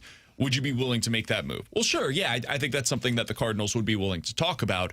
How likely are either of those scenarios to present themselves? I don't know. That would require Newt to come back, look fully healthy, and immediately hit the ground running when it comes to his value and his production at this level. That's where I don't know what the likelihood is of that. So I think he's probably more likely to be an offseason trade than a deadline deal, but it's possible. I'm not writing it all. And that's where Eileen is. They're in the playoff spot. To me, I don't think they're trading Nootbaar. Plays well. If he doesn't play well, he's still going to be in the lineup. I think long as they're in this race, Nootbaar's a Cardinal. And it becomes an offseason conversation. And if that's the case, I really have no idea where Baez's spot is. I don't know where his spot is post-August at that point, or post-deadline either. Like, I think he could be just a guy that they say, you know what, this sucks. Continue to get your reps. There's still things that you can work on at the minor league level. You'll be the starting left fielder opening day 2027. I would be curious to see, all right, let's say in a hypothetical scenario, Victor Scott does not figure it out. It seems likely at this point. And they go to... That's what we said about Walker. 10 days from now, Nathan Church gets the opportunity. And Church looks overmatched as well, which is very possible. He might not be as productive as he was earlier in the season. That was a surprise to a lot of people, too. And then, 2 weeks from then, you're, early July? I do wonder if they would consider going to Joshua Baez in that scenario. I think if you're looking at it too from a business perspective, it's the excitement that people want, so it's ticket prices. It's getting him reps at an opportune time, which is in the middle of a race to see what it looks like, and it gives you a little bit of runway that if it doesn't look good, well, you give him some more reps down in Memphis rather than just doing it in September. The other thing that would do if you call him up in early July is now I've got a month before I get to the trade deadline. And if he hits and looks good, but maybe it's a little bit too much to ask of him in center field, like maybe he's not quite ready to be that kind of a defender out there, which again would be very realistic. You could then look to the Lars Nootbaar situation and say, all right, it makes sense for us to move on from Nootbaar at the deadline because we've already got his replacement on our roster. It's Joshua Baez. He's already shown us what it looks like at the major league level. Let's bump him over to left because it makes more sense. It fits him better. And we could put one of Scott or Church in center because now we know we have that production ready to go in left field for us. And now both of our corners are good enough offensively that it makes up for the lack of offense that we're getting out of center field. That's another way that I think they can look at it. But I think for either of these two guys, I understand why people are calling for them to be called up today. I think the first time we're realistically, barring injury, going to see either of them is probably early July. I think that's probably the timeline you're looking at right now. That would be my guess. That's mine as well. I don't think we're talking about this until post-All-Star break, maybe post-trade deadline. That's when I think it's most realistic to see either of these guys on the team unless an injury pops up. Yeah, I think that's right. And with like Blaze Jordan, for example, he just takes a 40-man spot of Velazquez if he doesn't hit. Correct. Again, because I think that's the only role for him. And then Baez, who's on the 40-man, like you're saying, if Church comes back and doesn't hit for a month, all right, now there's at least a conversation of what they're going to try and do. But yeah, I think July is the first time that you're really going to have a conversation of these guys. Alongside Alex and T-Bone on BK in 15 minutes, Jeff Passan put together his outlook for the Cardinals at this year's trade deadline. We'll let you hear what he had to say coming up in 15 minutes. NFL Quick Hitters, though, next here on 101 ESPN.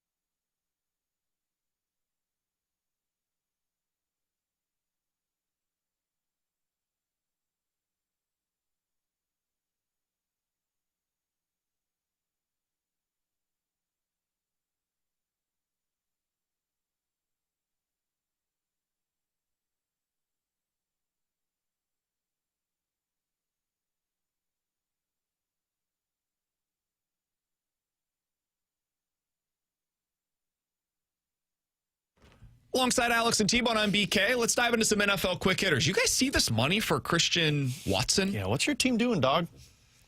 Your team's going to be bad. Ooh. Christian Watson, wide receiver for the Green Bay Packers, signed a new deal today. If I had told you today, Alex, he's going to sign a 4-year contract extension, What would you have guessed the money would be on something like that? 4-year deal, Christian Watson, who's never gone over, I think, 700 yards in his NFL career. I'd think like 75 mil or something like that for him. 18 a year? Yeah, something pretty reasonable. $110 million, $31 million of that coming in a signing bonus, fully guaranteed the moment that he signs the dotted line. That seems reasonable. I'm guessing that means about $50 million plus of this is fully guaranteed the moment that he signs.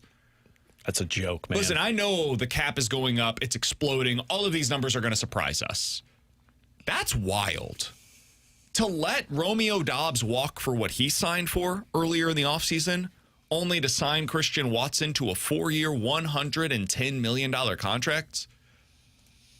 A guy that's really never stayed healthy in his NFL career, has never become more than, a legit deep threat. Honestly, at this level, that's a boatload of money, man. To me, you're paying because you can't find a better option. And you're like, well, we got to keep this in-house, and we'll just hope he stays healthy. And that is not a recipe for success in the NFL. When your running back might not be available to you, your best defensive player is going to be out until October. And really, you don't really have many other options on the wide receiver side. And the quarterback can't make my wide receivers better. I need really good wide receivers to work well with my quarterback. Other than that, Mr. President, how was the play? Yeah, it's great. I can't believe this. Again, I knew I'd be, like you said, a little sticker shocked by what the number would be potentially. This was a little much for me. I can't believe that they did this deal with Watson because you're right. He hasn't stayed healthy. Most games he's played in the season was 15 2 years ago, and that year he wasn't that good. So he had 620 yards and 2 touchdowns. Yeah, I don't know what they're doing. As an organization, I really don't. And I haven't understood what they were doing for like a decade plus now at this point. Because when they had Aaron Rodgers, the best quarterback in the league, what would they do? They'd go, how about we draft a defense? How about you get one of the best quarterbacks going, some weapons on the offensive side of the ball? You don't tell me how to do my job. All right, I'm going to ask you this, Alex. I don't know if you've seen the other extension that was signed today. I did not, because when you said 2 extensions, I'm like, man, who's the other extension? That I've seen the other extension. Okay. Darnell Washington, who does he play for? I'm going to ask you 2 questions. I want to say the Titans. One, who does he play for? Is it the Titans? T-Bone? I was thinking Texans. Nope. Jags? 2, what position does he play? Wide receiver. I'm thinking linebacker. Nope. Oh, man. Safety. Darnell Washington plays tight end for the Pittsburgh Steelers. He's the massive human being that used to play for Georgia. I liked. Yep. Man, coach show you how good he was at his job because I didn't even remember him. He signed a 4-year extension today. What do you think he signed for? Oh, my God. Total money. Sure, I didn't know. This should be like $40 million. 40. Oh, it was 40. It was 40? $40 million with the Pittsburgh Steelers. $10 What do you think mil. his career high is in receiving yards in a season? He's played 3 full years in the NFL Since now. we didn't know. 150. A little better than that. I was going to say like 300. 350 last year. How many career touchdowns do you think Darnell Washington has scored? 5. 2. Alex is right on. 4 years, $42 million, $21 mil guaranteed for a blocking tight end in Pittsburgh. Is that good? Is that good? Maybe that's why Mike Tomlin wanted to get out of town. So I will say this. I actually think it's a pretty good deal for Pittsburgh. Blocking tight ends, T-Bone, you know this from what you saw last year with the LA Rams, have become hugely valuable in the NFL with the way that the modern game is played. You're getting 2 and even at times 3 tight ends on the field in order to help with your matchups. And if you don't have a blocking tight end in there, really it kind of all goes to hell. That's the number one piece out of those tight ends that you need in order to make it work. So Darnell Washington is a super important player for what Pittsburgh's trying to do over the next few years. But the sticker shock of seeing a blocking tight end getting $10 million a year is real. But is it sticker shock in the sense of like, I mean, that feels like it's an entry-level deal in the NFL compared to what most guys get paid. And I think that feels about right because, like, Parkinson was one that the Rams signed, and he got about $8 million a year. Like, I don't feel like 10 is a lot. When you first say it, you go, whoa. And then when you think a little bit more about it, I go, okay, yeah, that's probably about right. I think it's a pretty reasonable deal. It's just one of those things where I think a lot of casual NFL fans, kind of like you guys, aren't familiar with who Darnell Washington is, who he plays for, and what position he plays. Is when he said tight end and Steelers, I went, oh, I know who he's talking about. I feel like I definitely should have known that. And when he said it's the name, and I'm like, oh, yeah, that's the big dude, but I forgot he played. I thought he was a wide receiver. Yeah, he's basically getting a slight upgrade on the Daniel Bellinger contract. You guys know who Daniel Bellinger plays for? Oh, one of the best blocking That's a wide tight receiver. ends. No, that's a tight end for He's the a blocking Giants. tight end. I knew that's Was the with the tight. Giants, now with the Tennessee Titans. See, I just- Oh, yeah, I definitely Also, know. Josh Oliver, who plays for? Saints? Nope. Dang, I felt God, confident of that answer. Bills. Nope. no, you know the tight ends for the Bills. I want to say either Jags or the Colts. Nope. Vikings. Plays for the Vikings. That's my next guess. I was going to get there. Blocking tight ends. I was going to get there. Big time in the NFL for contract extensions. What a I thought I saw a linebacker got an extension 2 days ago. Yep. That's why linebacker came to mind when we were talking about Washington. Yeah, the Steelers extended one of their linebackers. The not TJ Watt linebacker for them. The not TJ Watt linebacker. Good. Let's make sure we get that priority done first. Alex Highsmith, 25 years old, signed a 4-year, $68 million deal. I loved the deal, though. It was like $25 million guaranteed. It was basically a, hey, come play for us for the next 2 years. You're unhappy with your contract. Whatever, fine. We'll go ahead and give you a little bit of extra money over the next couple of years. Everything else in this is fake money. It's not real. You're never going to see it, but please just report to camp. We're sick of dealing with this. Just please show up. You're our third best linebacker. Can you please get on the football field? We're done with this. All right, coming up in 15 minutes, we're going to dive into the junk drawer. But next, Jeff Passan's outlook for the Cardinals deadline is interesting. We'll tell you about it next year on 101 ESPN.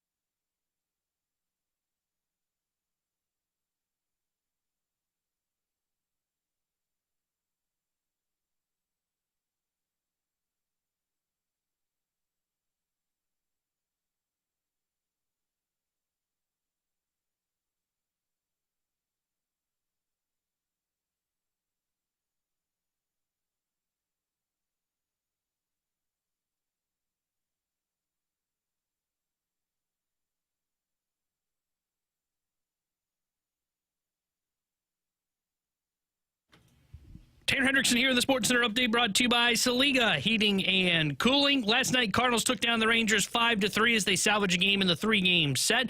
They are off today. They'll be back in action tomorrow night when they host the Cincinnati Reds for 3 games. 7:15 will be first pitch.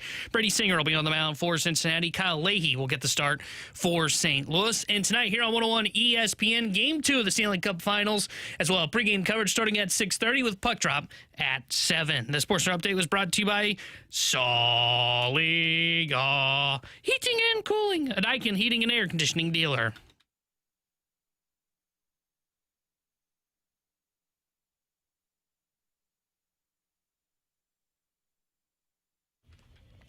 Jeff Passan had a piece out earlier today over on ESPN.com breaking down what each team in Major League Baseball should and could do at this year's trade deadline. He put the Cardinals into the tweener category, which makes sense. That's pretty much where we would all have them as well. Said their objective should be do not mortgage the future in order to uphold what is an unsustainable present. Fair. I think a lot of people would agree with that. People are going to think, call Jeff. We can say that, you can't. People are going to call Jeff. It's our team, not yours. Yeah. Relax, dude. Gosh, that damn Jeff Passan from Kansas City. Go talk about another team. People are the worst. Question for you before I ask. Have you guys seen this list already? I have not. Okay. T-Bone, don't answer. Alex, this is for you. Best player potentially available. Who do you think Jeff Passan listed for that question in his piece for the Cardinals? Like available to other teams? At the deadline. I would say Dustin May. Nope. Lars Nootbaar would be my second guess. That is the correct one. Lars Nootbaar was his best player potentially available. He wrote the following. The Cardinals' recent swoon has dropped them out of the final NL wildcard playoff spot, and even though this season has been a rousing success in terms of solidifying their future, this is no time to chase a playoff spot. Considering the upward trajectory of the farm system, the Cardinals under new president of baseball operations, Chaim Bloom, are highly unlikely to add at this year's deadline. As far as subtracting, though, well, they pretty much did all of that over the winter, which has left them with a paucity of clear candidates to move. Come on, Jeff. You could use a 10-cent word there. What about like a lack of clear candidates to move? Coming from a guy that likes to use big words all the time. Nootbaar hasn't played yet this season, but he's got a high on-base percentage. He's an outfielder. He can play some center as well, has another year of control. Jojo Romero will almost certainly move, as every team could use some left-handed relief help, and Dustin May could as well. The question multiple teams have, though, will the Cardinals cash in on their excellent closer, Riley O'Brien, who still has 4 years of club control remaining beyond this season, but is already 31 years old? So that was Jeff Passan's outlook on the Cardinals at this year's deadline. How do you feel about that? That's the national perspective. Does it match what you are feeling right now as a Cardinals fan, Alex? Yeah, it does. I think now that this month has happened a little bit, and although we're not like sounding the alarms, I think it does give you a more realistic view of the Cardinals to where, like, hey, the offense beyond the top four is really not that great. They're not going to be bringing up these younger pieces right away to fix the problem. I just don't look at the team as if they get in, they could do some damage. And I don't know the value of what you could get for some of these pieces that Jeff Passan was talking about versus getting into a wild card spot and losing in 2 games. So I think if Nootbaar is going to be the best commodity available, and like we mentioned earlier, if the Seattle Mariners came calling and we're offering up a great piece for it because he looks good, then I think you have to listen to that. Jojo Romero makes sense. I've said with Dustin May, I think I would seriously consider it. I do think you're going to have valuable pieces, and I think this month in July might really show us the true colors. I don't know if it's a team that makes me believe, oh, yeah, they could do something if they got in. So I think the seller mindset is probably where I fall for the Cardinals. I think Jeff lays it out pretty well. Yes, they are kind of in that tweener situation right now, especially because if the playoffs started today, they're a playoff team. And they're not going to leverage the future. I agree with that. Even if they buy, like when we've talked in the past about, hey, they could be maybe potential buyers at the deadline, we're talking about like trading one of your like 25 to 30 prospect range, right? I do think it could be kind of similar to that deadline where they traded away Harrison Bader to get Jordan Montgomery. Like that kind of deal could work as well. It could be even lower than that. Like I could think it could be like you brought up the Lester Hap deadline, where they gave up Lane Thomas for Lester, if I remember correctly, and they gave up John Gant for Jay Happ. Like 2 guys that clearly didn't have a role in the organization moving forward. Maybe Pallante is your Jay Happ. Oh, I kind of like the Bader Montgomery. I think Nootbaar could be your better version of Bader, and you could get a younger pitcher with more control that fits into your 3 spot of your rotation for the next 5 years. Or in that same one, the Quintana deal was, I mean, the headliner at least, was Johan Oviedo. Yeah, Oviedo and some third base prospect that never made And it. maybe you've got some kind of an Oviedo this year that somebody, maybe it's Quinn Matthews, who has kind of been passed up by Bryson Motts right now down at AAA. I'm not sure what his future holds for the Cardinals, but maybe somebody else says, hey, we could do this. We could fiddle with the knobs a little bit. We could find something that gets the most out of him, and they believe in him more than the Cardinals do. And the Cardinals maybe are like, you know what, I think we've actually got other pitching prospects that we trust more. So I think there's a way for them to add at the trade deadline without really mortgaging the future. And that means that they could still be a buyer and a seller. I think that's the most likely option right now for the Cardinals, is that they do a little bit of selling. Maybe it's JoJo goes and Bryson Motts takes that spot in your bullpen. And maybe you do sell Riley O'Brien and George Soriano takes over as the closer, and you're able to add Luis Gastelum to basically the George Soriano role. Like, they're just able to move guys that they've already got some of their internal replacements for in their system. And like the Nootbaar scenario, you just replace him with Joshua Baez. Yeah. So I think that's probably the most likely scenario here. Yeah, the bullpen one, I think I can see their path of going towards. I don't have a good feel on Nootbaar. I think you probably keep him if you're in a playoff spot, because you can just make that move in the offseason. And I don't know if a team is going to overpay to go get him at the deadline for 2 years of control for an outfielder. And that's also assuming that he gets back to being Nootbaar of old, right? Which is about a 15 to 20% above league average hitter. But I mean, if they fall out of this too, like I do, every part that Jeff said is where I agree with it all, right? They're in between. If they do buy, they're not going to leverage the future. But if they do sell, they do have a lot of pieces, right? And you mentioned the bullpen arms like O'Brien, JoJo are guys that they can listen on. Hell, they might listen on Soriano if they become a true seller at the trade deadline. They could listen on Dustin May at the trade deadline. And then if it comes down to position players, yeah, they could listen on Lars Nootbaar if they become a true seller in that sense. Who do you think is the hardest one for them, like of their possible trade candidates, the one that you'd be like, I don't know, that one you would most waffle on? To me, it's Dustin May. Yeah, I think it's Dustin May. And I mean, I've been pretty adamant about moving him, but I think he's the one at least I could hear the argument for. The other ones I can't hear an argument for. Dustin May, for me, like, I think there's a real chance he's back again next year with the qualifying offer. I talked to Derek Gould yesterday to make sure that I wasn't wrong on this. They can qualifying offer him in the offseason, that was the case, which means he could potentially be back on a $20-ish million contract. And maybe I'm wrong. I don't think he would decline that this offseason unless he really continues at this current torrid pace, because given the CBA uncertainty, it's kind of hard to decline $20 million guaranteed to you on the bottom line. I think it'd be more than what his mutual option is, right? Yeah. Because I think his mutual option is 18. Yeah, Mm-hmm. and I think, like you said, it'd be like 20 with all the questions around the CBA. The way you frame that question, is there anybody that you would look at and like waffle at? I think the answer is no. I think with May, I think I agree with what you're saying of he's the one that I think there's still a path towards he is here post-deadline and keeping into next season. But I think that's just because I think there's a decent chance you don't get anything better than what the qualifying offer would give you for May. Because we ran through the situation yesterday.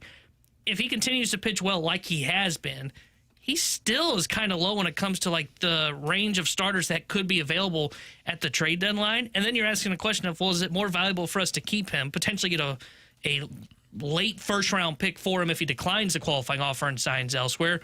Or we just keep a guy that's worth like an $18 to $20 million pitcher that's in our rotation that we can then have the same conversation at next year's trade deadline if we're not very good. So I think he's the one, is the hardest one to try and figure out what his path is moving forward.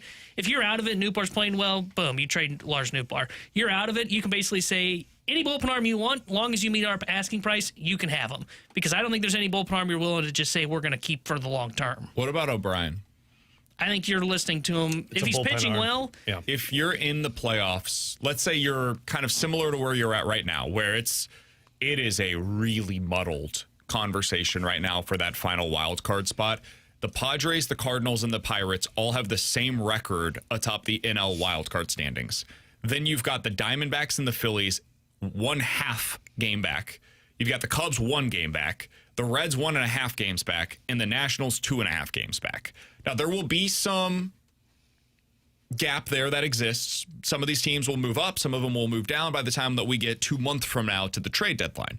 But if it's still kind of similar to that, where there's just a ton of teams fighting for a couple of spots, how would you view the Riley O'Brien of it all? I'm trading him. Really? Yeah. I mean, if I'm a wild card team, it's a bullpen arm, which, as we're seeing right now, they can break at any point. He might not be who he is next season. I think you could get a haul.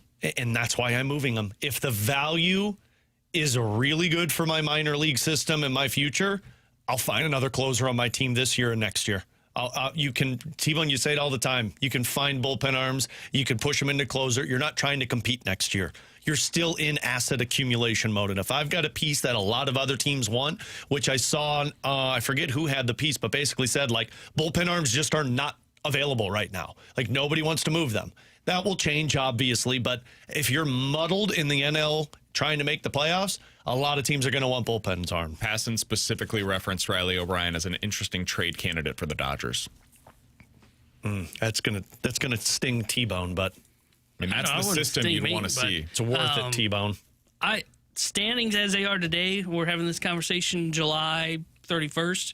He's a Cardinal to me. Not trading him.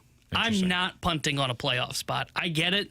You're in a rebuild. What the hell did we play the games for if I'm not allowed to change what I don't know if expectations is the right word, but if the guys in that locker room were to tell me, hey, we're in this thing, we are a potential playoff team, I'm not going to pull the rug from out under them and say, that was fun and all, but yeah, I'm trading away some of our best assets. I know what I say on bullpen arms. I do believe that, but if the bullpen arm is pitching well and the bullpen is becoming an identity of this baseball team, I'm not pulling the rug from underneath these guys. If this was 3 years into the rebuild, I'd agree with that. This is the first year of it, and I don't think it's pulling the rug as much as it's setting up for successful futures. Here's where my struggle is. What if this is the first year of them maybe not being a true contender, but this is the first year of them being a playoff team, and they don't actually go through the pain of the rebuild, right? Like, I think when we all thought they're going to go into a rebuild, we just assumed 75-win team this year. And instead, it's actually going to be, hey, in their quote-unquote down years, they're 80 to 85 wins. And then once they really get this pitching pipeline going, they're now back to where they were. So I find that conversation to be fascinating. And I'm also, I'm open to the idea that this is the good year. Yeah. Like, next year, it's very possible they're worse next year than they are this year. It could be a rubber band effect similar to what we experienced this past year with the Blues.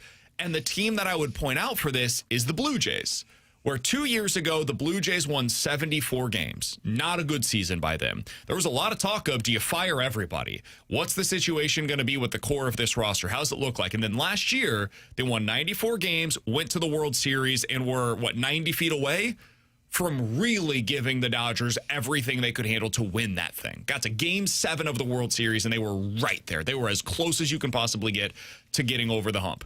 And one of the main reasons why is because Vlad Guerrero Jr. was amazing last year, a legit MVP candidate in the American League. They also had George Springer, who had an unbelievable year and finally returned to form for him. Have you guys looked at what the Blue Jays are doing this year? Because it ain't great. They're 29-33 right now, and maybe most importantly, the guy that they had built all of this around in Vlad Guerrero Jr. is having a good, but not nearly as good season. He's lost all of his power. He's slugging .380 on the year. He's still hitting for average, getting on base at a really high clip, but he's not hitting for that power. Has 3 home runs so far this season.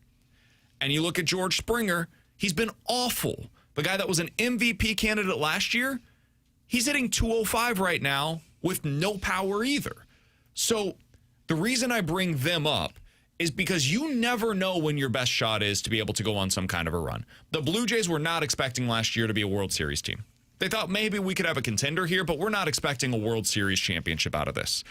They had adjusted on the fly, and they decided, you know what, this is the team that really can't do something special. I don't think the Cardinals are as far along. They don't have a Kevin Gossman. That's a big part of how the Blue Jays were able to do it. But I think a few years ago you saw this with the Orioles where it felt like they had arrived. 2021 ended up being the only team that the Braves were able to get there with. That was maybe their worst team that they had assembled, and they just reconstructed the roster on the fly at the deadline that year. They didn't have Ronald Acuna Jr. in the playoffs that year. You just never know when it is actually your year, and then sometimes you miss your window. And if you don't take advantage of it when it presents itself to you, you get on the other side of it, you're like, oh, bleep. We thought we were building to something 3 years from now, and in reality, that was it. It was a shooting star moment across the sky, and Jordan Walker had that unbelievable year, and we didn't capitalize on it. And now Jordan Walker is just good. Just a good player, but not the MVP candidate that he was in 2026. That is possible. And you might be in the middle of that this year. Then I'd take my chance on that, though. I don't think you're in a position where you look at it as be like, this could be the last shot. Like, you're trying to build something. And if what happens to what you just painted the picture, well, then guess what, man? This rebuild was supposed to be a lot longer than what you thought it was. I'm not going to look at it when all we've talked about is 5 through 9 can't hit. The pitching's not sustainable. Your bullpen's starting to wear down. And really, you don't have a whole lot of options that are coming up right now. Like, I feel like I know this is weird, and I'm sure we'll talk about this on the Red Bird Report today. I feel good with where they're at right now, man. I do too. Well, then keep building it, weird. though. Don't just say, we're good. It's not with what the organization is doing in the long term. I feel good about them this year. And the reason I say that is they've got reinforcements coming. You know, like, yes, 5 through 9 stinks. I'm not denying that. It's been awful for 2 months. They've got Newport coming back, which is going to help them. He's not a savior, but it's going to help them. Jimmy Crooks looks good, guys. Jimmy Crooks looks good. Velazquez, it may only be a month, but it's going to help for a month on the right side against left-handed pitching. By the way, Nathan Church, when he comes back, is he going to be a significant upgrade over Victor Scott? Maybe not significant. He's going to be an upgrade over Victor Scott. Ramon Urias coming back from injury. That's going to help you against lefties. Lefties have been their kryptonite this year. You look at some of their biggest bats, they're on the left side. Ramon Urias, he stinks against right-handed pitchers. You can't play him against righties. Go look at his numbers against lefties, though. He is crushed against them this season. And I would add this. I think as of today, we have seen the way the playoff picture is, we've seen everybody in it but the Braves. Is there anybody in the National League that I would say you could write in pen they would beat the Cardinals in a best-of-5 or best-of-7 series? I'd say the Dodgers, but I've already seen them. I think the Dodgers. I think we're going to act as if the regular season's not the postseason. This is what I was going for. I think, is the Dodgers the only team that you would say write in pen? I think you would favor the Braves, but with their pitching, I don't know how much I believe in it. I like the Brewers, but again, they're not really a postseason team. Yeah. I think the Dodgers are the only team. I think but would you write it in pen? I probably would. Okay, because I would only write the Dodgers, and the reason I bring that up is... I'd write the Brewers and Braves in pen. Yeah, I would only go the Dodgers. Now, if you believe that, then it's tougher on what my argument's going to be here. But if your answer is, I only believe there's one team that can truly beat you in a best-of-5 or best-of-7 game series, guess what? You may not have to be the team that beats them in the playoffs. Yeah. Now, if you run into them, you're bleeped. But the crazy, I'm with you on the Brewers. You guys know how I feel about them in the playoffs. If the Brewers played against the Dodgers in a playoff series, it's entirely possible the Brewers could beat them. Because they might have Mizorowski and Kyle Harrison start 2 games for them. Maybe it's a best-of-5. Boom, you're up 2-0. Game. Boom, blouse. It's over, right? And it was just 2 bad games by the Dodgers offensively because they ran into some of the best pitching in all of Major League Baseball. And then when you play against the Brewers, they had a couple of off nights. And you were able to beat them. Like, that happens. Weird stuff happens in the playoffs. The best team does not always win, right? Like, we've seen that Braves team was not the best team in Major League Baseball that year. Doesn't matter. They don't have to apologize for it. They won the World Series. That flag will fly forever, and it should. They earned that based upon the way that they played in the month of October. And if you become that this season, God bless. You survive in advance. That's the name of the game. And that's why for me, I look at it and I find it to be a fascinating conversation. I really do. I don't know what they're going to do at this year's deadline. I totally understand the case that Alex is making of, this is not your year. You're not building toward this year. You're building towards 2028. And I'm with you. And I don't even think it's building towards 2028. It's building towards having a consistent team that I view as an NL contender. And I'm with you. What are the odds that the reason that you don't become that is because you didn't sell Lars Nootbaar? Or because you didn't sell Riley O'Brien at this year's deadline, or because you didn't sell JoJo Romero. If you don't get those assets back, and that's what holds you back, when you had 5 picks in the top 75, you just traded Wilson Contreras, Sonny Gray, and Brendan Donovan. When you have had all of these other ways to increase the talent supply in your farm system, if this is why you're not able to get there, then maybe you didn't do a good enough job of finding the players. And this is just the hard part for me to argue because I don't know what the value of these guys is going to be at the deadline. Fair. If they're not valuable, I'm singing a different tune right now. If we're talking about a lottery opportunity for 2 of these guys, keep them then. Because you're right. There's no reason to check it in the offseason. I'm going down the path of, let's say, Lars Nootbaar returns and looks great. Let's go down the path that Dustin May continues to pitch like this. Let's go down the path that Riley O'Brien or JoJo Romero have the elite stuff for you. Then you have valuable commodities at the deadline that I feel like you have to trade away. I don't know on Dustin May how everybody's going to see him because there is a serious track record of injury there. And that could be similar to the Jack Flaherty conversation where whether it was the Cardinals or the Tigers trying to trade him, they didn't get as much as they wanted because of the injury questions. So there may be teams that are just hesitant for a deadline reliever who's on an expiring deal in that scenario because you can't, if you trade for him, give him the qualifying offer. Right. So if you're the team that is trading for him, I've got 2 months of Dustin May. He's probably going to be a 3 or 4 starter at best for a real contender, and he's got significant injury history. Am I giving up significant resources for that? Probably not, realistically speaking here. JoJo Romero is a lefty specialist for most teams. What are you going to give up for that? It's not nothing, but is it a real significant piece, or is it more like a Jesus Baez that the Cardinals got at the deadline, where it's a toolsy prospect that's interesting, kind of a lottery ticket, and maybe he becomes something for you? That's probably the kind of thing you're looking at. Riley O'Brien is the one that I got no pushback. If he continues to pitch the way that he did for most of the season before the recent struggles, he's throwing 100, wipeout slider, big-time sinker. He's got 4 years of club control remaining. Like, that's the kind of guy that teams overpay for.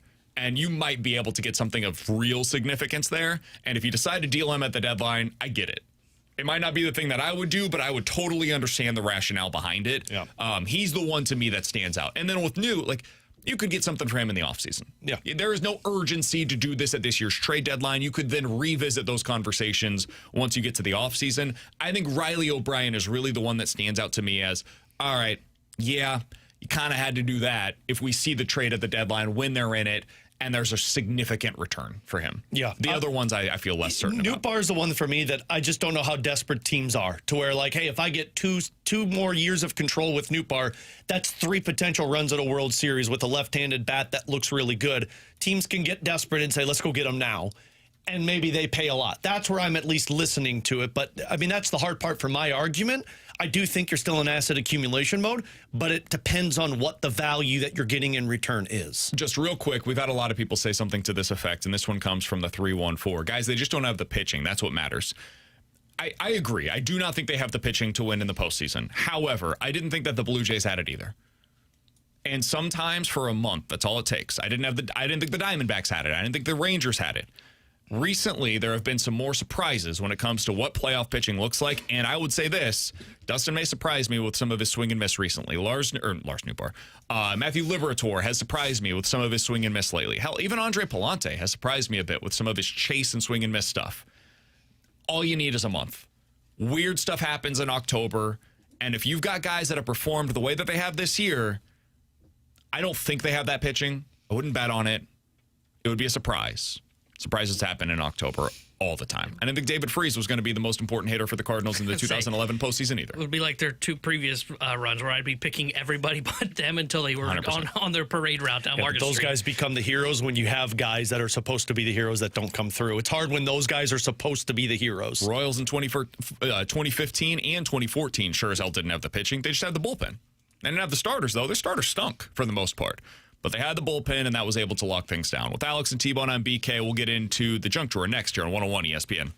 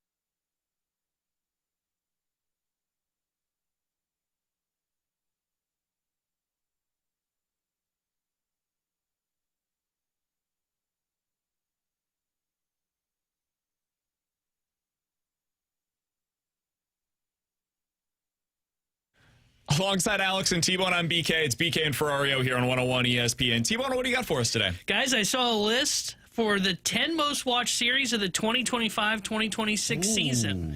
Okay. And I'm curious how many of these you guys You're have talking seen. about TV shows? TV shows, Paradise is on there? Nope. Paradise is not top 10. I think you got to think of the shows that have such great distribution. So we're talking like Apple TV, HBO, Okay, Netflix so The Pit? would be my guess. The Pit was number 9 at 13.8 Checks million. Okay. I was a little surprised it was that low. I thought that this would is be including higher. this season, right? Yes. Euphoria? Oh, yeah, Euphoria's a good one. Euphoria was not up there. This was surprising. released a couple days ago, so I wonder if that one hasn't just been generated yet, because I just saw they did have their numbers and they were up. They might end up being up This is here. a tough list for me because I don't watch There's a a whole lot couple of that I shows. like. There's some, like, one I'll give because I don't think you guys would guess this. Tracker, which I think is a CBS. not familiar with that. I think it's a CBS show. I forgot about that. I've heard about this one, yeah. 16.4 I've million heard about people this watch one. it. That's at 7. Number 10.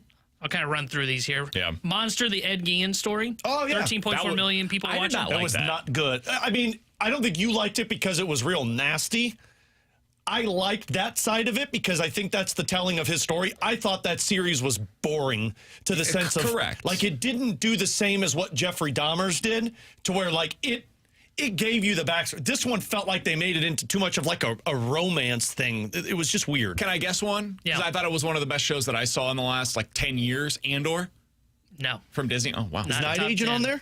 Not Night Agent. Really? Night Agent's not a known national one, It's I on would say. Netflix, though, so I feel like it's The Boys? The Boys is not top 10. Really? Okay.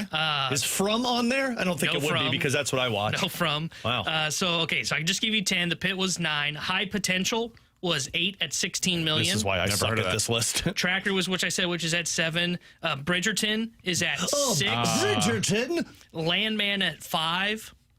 Sean Combs, The Reckoning at 4. Oh, yeah, I watched that You one. I watched that binged one. the hell out of that one. Marshalls, which was surprising to me, was at 3. Oh, we're stupid. We didn't think of this.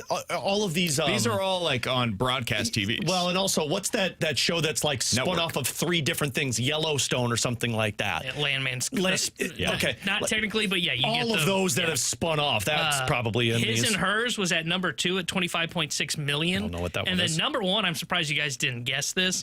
Stranger Things at 32.9 million I thought that was viewers. 2 years ago. That makes sense. Yeah, we're dumb. So that's your top 10 for the most watched series of the 25-26 Can I just season say it? so TV far. sucks. Hard disagree. I don't These feel are like just bad these shows aren't good. And I just think it's a reminder of, like you said, some of these are cable shows. How bad cable shows are, yet they're very popular to a lot of people. what's it called? NCIS Big has Bang been going on Theory? forever. How are people Well, you watching didn't this throw stuff? that one under the bus like No, that. that sucked. I'm I a didn't Big like Bang- that. That sucked. No, I'm just saying people would be shocked at how many people watch that. The numbers Oh, are yeah. I mean, it lasted huge. 12 seasons or Yeah, something like, crazy. so like Katie's dad doesn't have any apps. He has legitimate basic cable, and it's not like basic. Like it's a whatchamacallit, like an antenna, to where he has like 2, 3, 4, 5, 9, and 11. So like all he watches, good old days. yeah, like all he watches are stuff that's on basic network cable. I watch a lot of Lonely what people Island call, and whatever the prestige shows are. TV or whatever. Man, the only shows on this list that I have seen are The Pit, Monster. I think that's it. Those are the only 2. Mine would be Pitt and Stranger Things. It's the Yeah, only mine was 2 that I've the seen. Pit Monster. I haven't watched Stranger Things. And honestly, I think Stranger Things overrated. Katie take, but I Katie only has watched tried the to first 2 seasons. She That has was tried good. so hard to get me to watch it because she liked it, and I have hated I can see every how time I it turn was it on. in the moment. I can definitely see how it was popular Yeah. because it was new. But man, once you watch the first 2 seasons, you go, "This is just like a typical It's cable just television." Which is boring. they discover that there's a monster, there's something weird going on. They fight the monster, they win. It's a happy ending, and then guess what? We start it all over again in the next It's season. always just so boring. It was the same with Ozark, and I got so many people that got mad at me. I'm totally with you. They would be like, "You didn't love Ozark?" I'm like, "It's dark. They're quiet. I fall asleep every time I watch it." was good, JTF not St. great. Louis is what I wanted Ozark to be. I haven't watched that wanted either yet. Ozark to be super interesting. Because I find that one not as good. Yeah. Really? Yeah, oh, not I enjoyed it. really I find it enjoyed weird. It's super weird. I haven't watched but it yet. It gripped me in a way that Ozark never did. Ozark never captivated me and made me keep coming back. I'm curious on Severance. The end of Severance, the last season, I was like, okay, I'm done. Like, that's it. That's all I needed here. The Bear, loved the first 2 seasons. Oh, see, I didn't like the Bear. And then the Bear, I was like, I think I'm kind of done with this. Yeah. I don't need anything more. That was here. me with. No, I was late to the party, but the Americans. Oh, Americans, man. very good show, and I was like 4 seasons in. I was like, can we just end Americans, this? I was the opposite of that, where Americans, I could have seen another 10 seasons of that. Oh, wow. And you know my Matthew Reese. I love think he's him, but fantastic. it just got too much for me. We're getting a lot of shows on the YouTube chat that are like network TV shows. Somebody brought up The Masked Singer. Oh, God, Katie loves that show. What's the show that you spent the most time on network TV watching growing up? Because there's like NCIS, there was all those crime shows, Law and Order. Network TV? It's like CBS, ABC, NBC, one of those I don't know if I main had cable one. TV shows. I know my parents, X-Files and 24 Oh, X-Files was a were good the one. 2 shows that they like religiously watched. I think mine would be more like sitcoms. Like mine was King of Queens, Everybody Loves Raymond, and then The Office. I just started watching King of Queens. Love King of Queens. Like those were in Friends. I watched Friends every week that it came out. But mine was more those than it was. Now I watch more of like the NCIS and all of that stuff. We were very much a big CSI Miami family. Oh yeah, I hate it. I still hate that show. Yeah, I don't know that there's one that my family watched on the basic networks. They had like those like lame like liners where it was like, I guess he won't be frozen in time. It's like, what? Somebody in a writer's room wrote that, and they were like, oh man, this is gold. Yeah, Andy, you got it this time. Woo! Way to go, Todd. You nailed that one. It's like, I guess he will be the butt of every joke. As they show a cigarette butt on the ground. No, as they show one of his butt cheeks chopped off. It's like, come on, man. Somebody threw a cigarette onto gasoline and it exploded. That's the kind of stuff you'd see. It was terrible. It was objectively awful. Snickers bar melted on top of him. I guess he'll need another bite. What do we do? You were on a roll, man. What do we and then do? you took it one step too far. Coming up next. You always hang around a little too long. It's fair. Gotta learn your George moment where you just hit on the joke and then walk out. He had it too. He found one. And then I always And then you gotta defend It landed, Then you gotta everything. defend it. No. there's a couple things I do. I don't stop, and I know I never worry about the Yeah. line. I'll always cross it. Yeah. I don't think you crossed the line. I think you just missed. Well, not here. I can't cross the line on radio. Otherwise, I'm going to be out of the job. Coming up next, it would be great for everybody involved if we could just have both the Major League Baseball owners and the Players Association shut their respective mouths for the next 3 months. Unfortunately, that's not going to happen. We'll talk about it next year on 101 ESPN.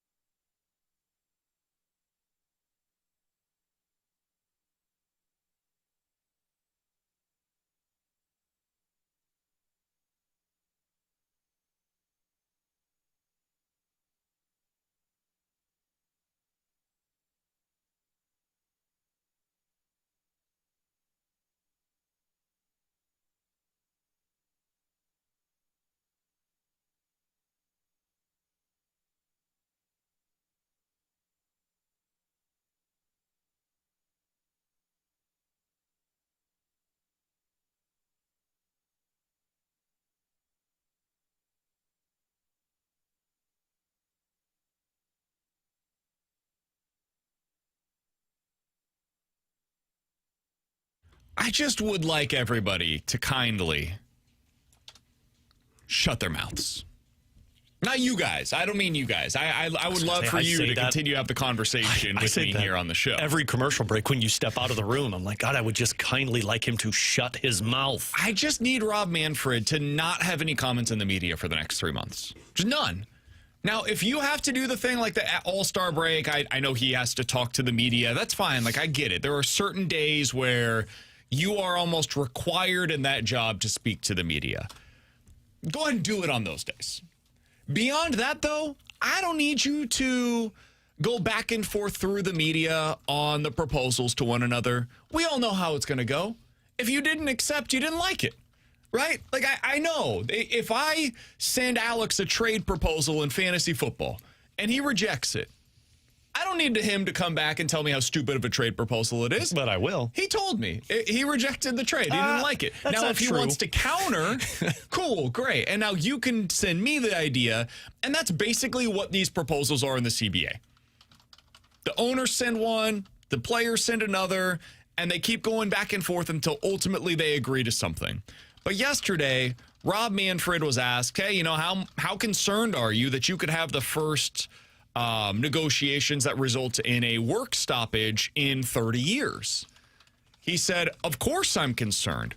We want to make an agreement. We made a proposal on one set of topics. At the outset of the negotiations, I went and said to myself, we're open to whatever ideas people have, but we need realistic frameworks that address the fans' concerns about competitive balance. You just can't ignore the financial penalties have not gotten it done for us. And they continued along from there. But basically, it was all the same thing. Yeah, I'm worried about us missing games next year.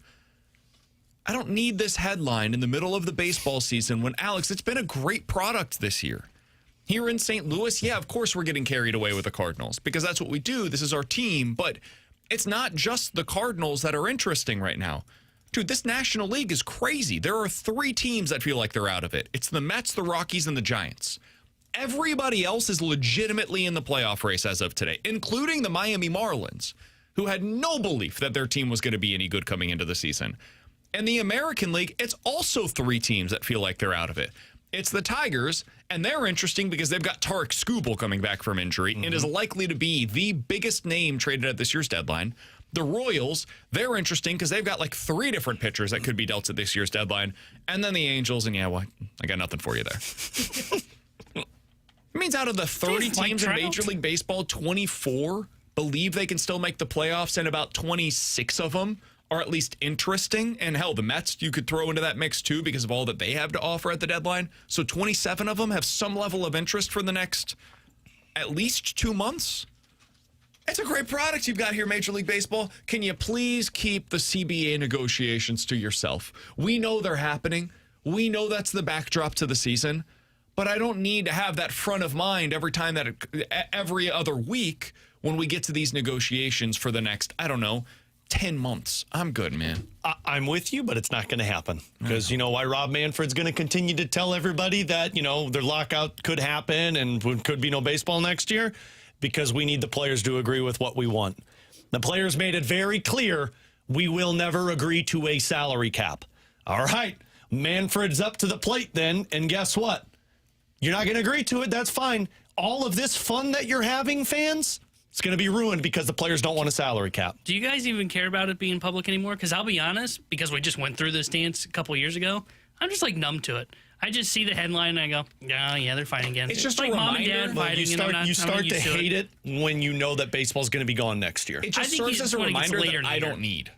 Yeah, see, it doesn't even bother me. Like, I just see the bickering going on and I go, they're at it again. That's nice. And then I forget about it because then I watch a baseball game. Like, it doesn't bother me. It'll start to bother me when the World Series is over or when we get to the playoffs and then those conversations are happening. Because right now, all I can think about is, okay, the season's going on. It's fun. What's going to happen? What are the Cardinals going to do at the deadline? What about Skubal? What's going on? Wow, this is all exciting. And then once you start to get into October and go, holy crap, we actually are closing in on this actually being a lockout that's really going to affect things.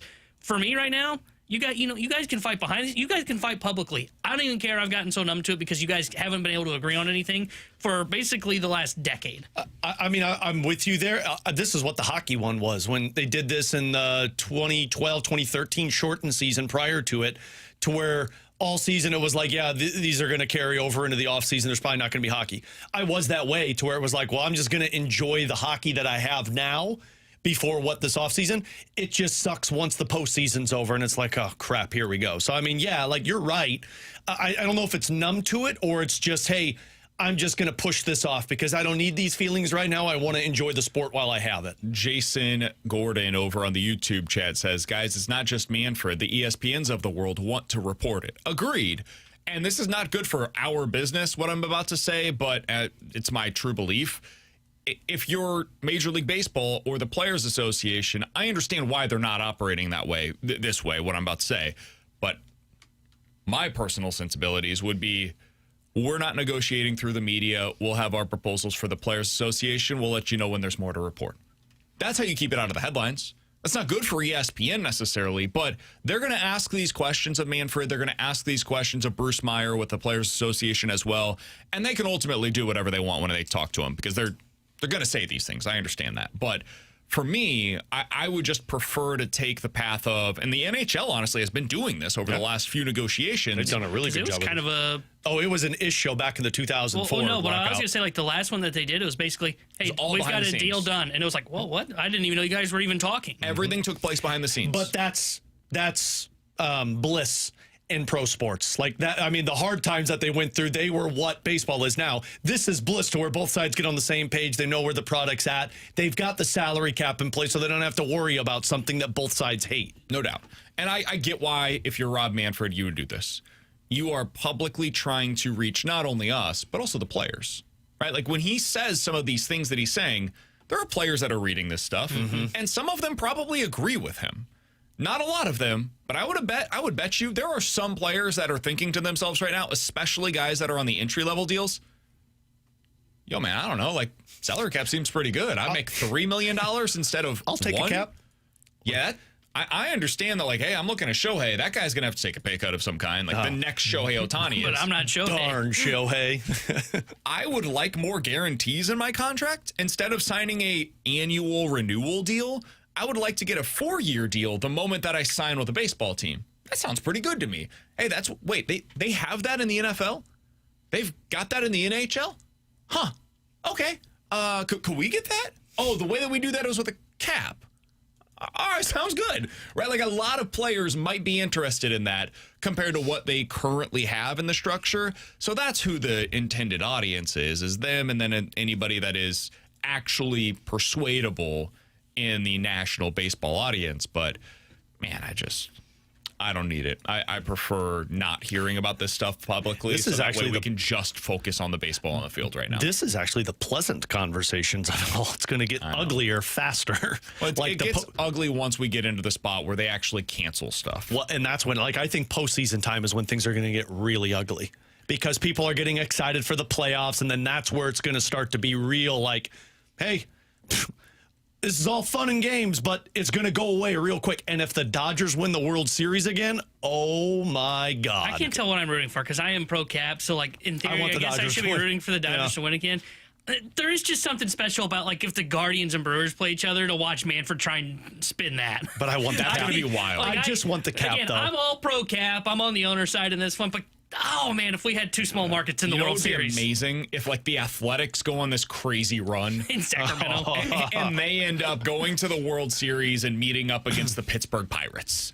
That would be Can you imagine? Awesome. We've got the Athletics playing in a AAA ballpark with like $10 million of salary committed to their players, and the Pirates, who everybody says basically operates like a minor league team, and that's coming off of the Carolina Hurricanes potentially winning the Stanley Cup. Oh boy, and that would be San Antonio Spurs winning the NBA. Boy, that would be what a day to be something alive. to behold.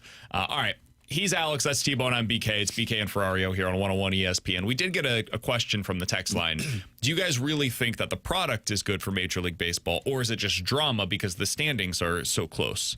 I think the product's really good. Do you guys disagree with that? I think the product's good in the regular season. I think the postseason is where, to me, it's the same teams. And it gets to be exhausting when it's the same story every season. And I'm not even talking about that. Like, that's the drama element, right? I'm talking about the actual on-field product right now. I think it's This really is as good. great as it's ever been. It's entertaining and it's fast paced.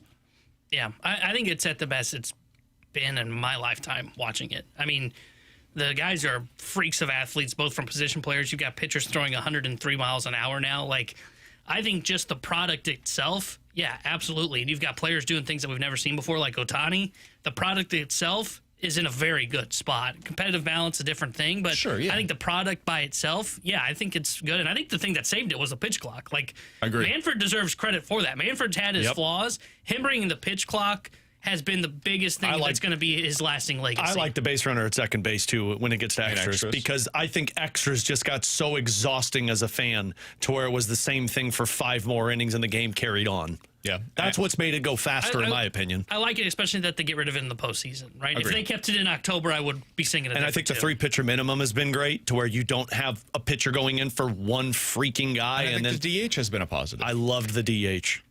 T-Bone even likes it. Yeah. Yeah, I mean, there's times I miss watching hitters. I think the rule changes, I agree with you, T-Bone, like all of them. That is going to be the legacy from Rob Manfred, and we'll see what happens with the cap. That's the other thing that could potentially be part of his legacy as well, is whatever the next CBA looks like, that'll be a really significant part of it. And ABS, somebody brought that up as well. It's another piece. The way they implemented it, take their time, see what it looks like at the minor league level, test out a bunch of different ways that it could be utilized at the major league level, and ultimately landing on the 2 challenges per game. I think they implemented that the correct way as well. I think they implemented the correct way. I don't know that, like, that's one that I feel like has helped or hurt the product. If that makes I think any it's sense. great. I do too. I kind of miss the manager being ejected, right? Like when Ollie got angry and stormed out there and yelled at the umpire, and then he's gone. Like, I miss Ollie was close to getting ejections. ejected by just pointing to his ribs before a game even started. Coming up Let's next, keep it believe going. it or not, here on 101 ESPN.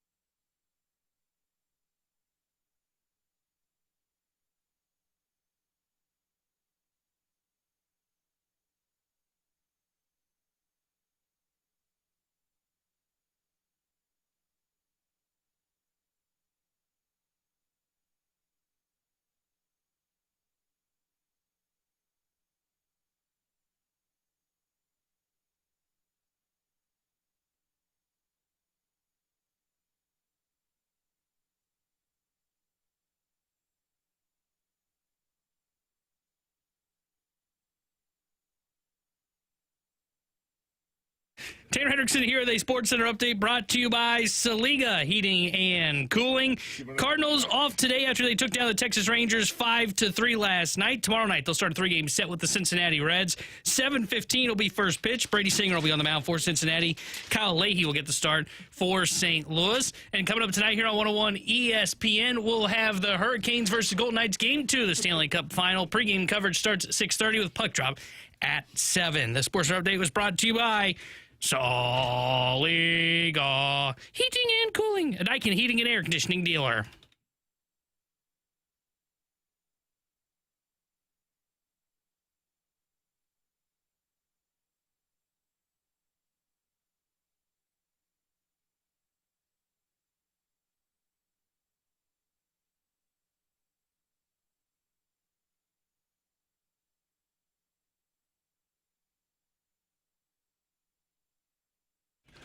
Don't screw this one up, T-Bone, like you did last week. Oh, don't put pressure on me. Believe it or not, I'm walking on air. I never thought I could feel so Free, flying away on a wing and a prayer. Who could it be?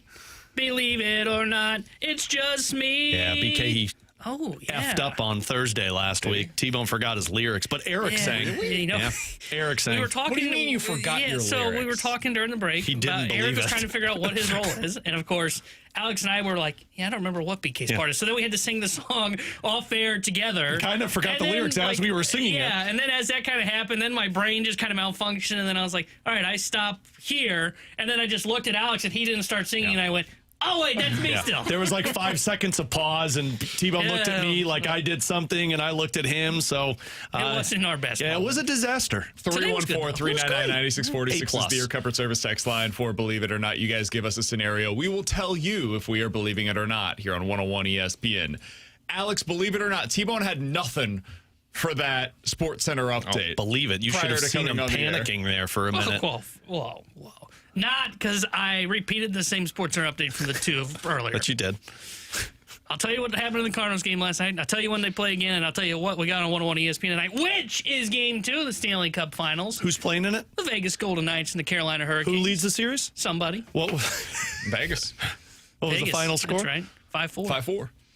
Man, you guys are on it right now. I do this for a living. I believe. No, you don't. Later today, we'll also give you an opportunity to win tickets to see the UFL United Bowl. It is this Sunday at the Battle Dome, and we've got a chance right here on BK and Ferrario. That's right here on BK and Ferrario. My guess is because the Fast Lane forgot to give these out yesterday. That makes sense. Against the Louisville Kings, so be sure to stay tuned for the next 15 minutes for your shot to win tickets to see the Battlehawks in their playoff game against Louisville. Go ahead, Alex. Guys, believe it or not, the Carolina Hurricanes do not allow a goal tonight. Not. Did you see their goaltending in Game 1? Yeah, did you see their goaltending in Game 1 versus Montreal? No. It was bad. And did you see what they did in Game 2? No. Shutout. All I know is they're in the final. I appreciate T-Bone's honesty there. Just You know what I was watching? just like a Sports Center If you update. said hold them to like 3 or fewer, I could buy that. Yeah. 0 shutout? No.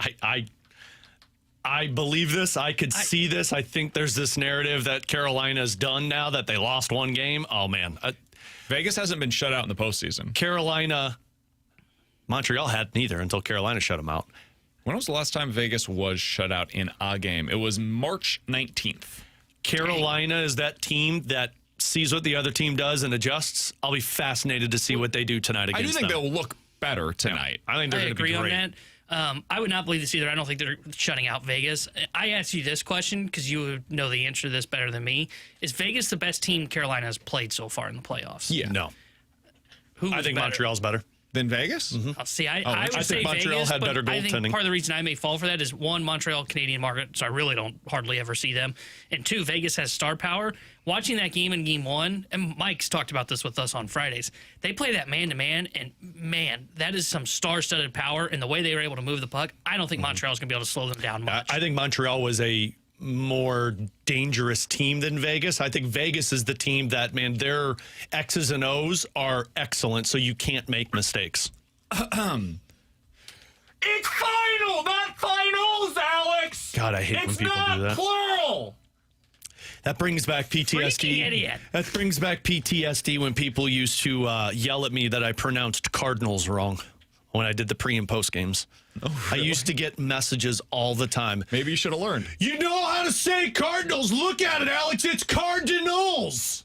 Well, if you would have learned, they wouldn't have had to shout at you anymore. 314-399-9646 is the Air Comfort Service text line for also, Believe It or Not. There's more than one final game. There's the finals. I know, but it is called the Stanley Cup Final. Sure. Guess what? I'm going to call it the finals, and you could shut your pie hole. And you'll be wrong. From the 618, guys, believe it or not, if Aaron Donald comes back, the Rams will have the #1 defense in the NFL. Believe it. I think they got the #1 defense without Aaron Donald. Really? Yeah. I mean, they're going to get to your quarterback, and I remember Sean McVay used to say this about Aaron Donald in his prime. They would ask him, who's your best corner? And he wouldn't say Jalen Ramsey. He'd go Aaron Donald. And I think that's going to be the case with Myles Garrett on top of the fact that they've upgraded that secondary. I think it's the best one in the NFL. I'd say believe it.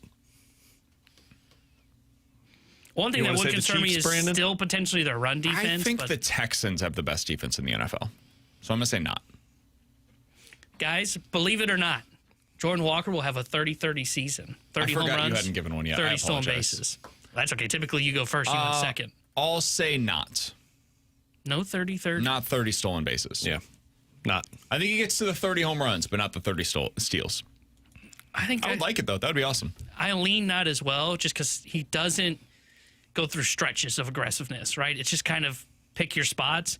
And I think he'll get close. I think he'll be 30-25. I think that's where he's going to end up. 314-399-9646 is the Air Comfort Service text line. Believe it or not, from the 804, Jake Neighbors has peaked, and he is a surprise trade candidate this year, just like Zach Bolduc was a year ago. Not believe it. Which part? All the above. All I'm the not above. believing any of it. I don't know. I got lost in it. All of the above. Yeah, I would say not. I don't think, I don't think he's peaked.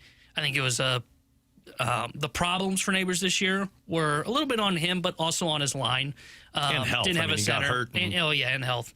And two, I don't think they're going to have a surprise trade candidate this year. And if they do, it's going to be probably a prospect, not a NHLer. I'd put Carbonneau on that list before I'd put Neighbors on that list. Yeah, that's kind of what I was thinking. Or Stenberg on that list before Neighbors. From the 314, believe it or not, at least one of the top 4 currently in the Cardinals lineup will not be on the team in 2028.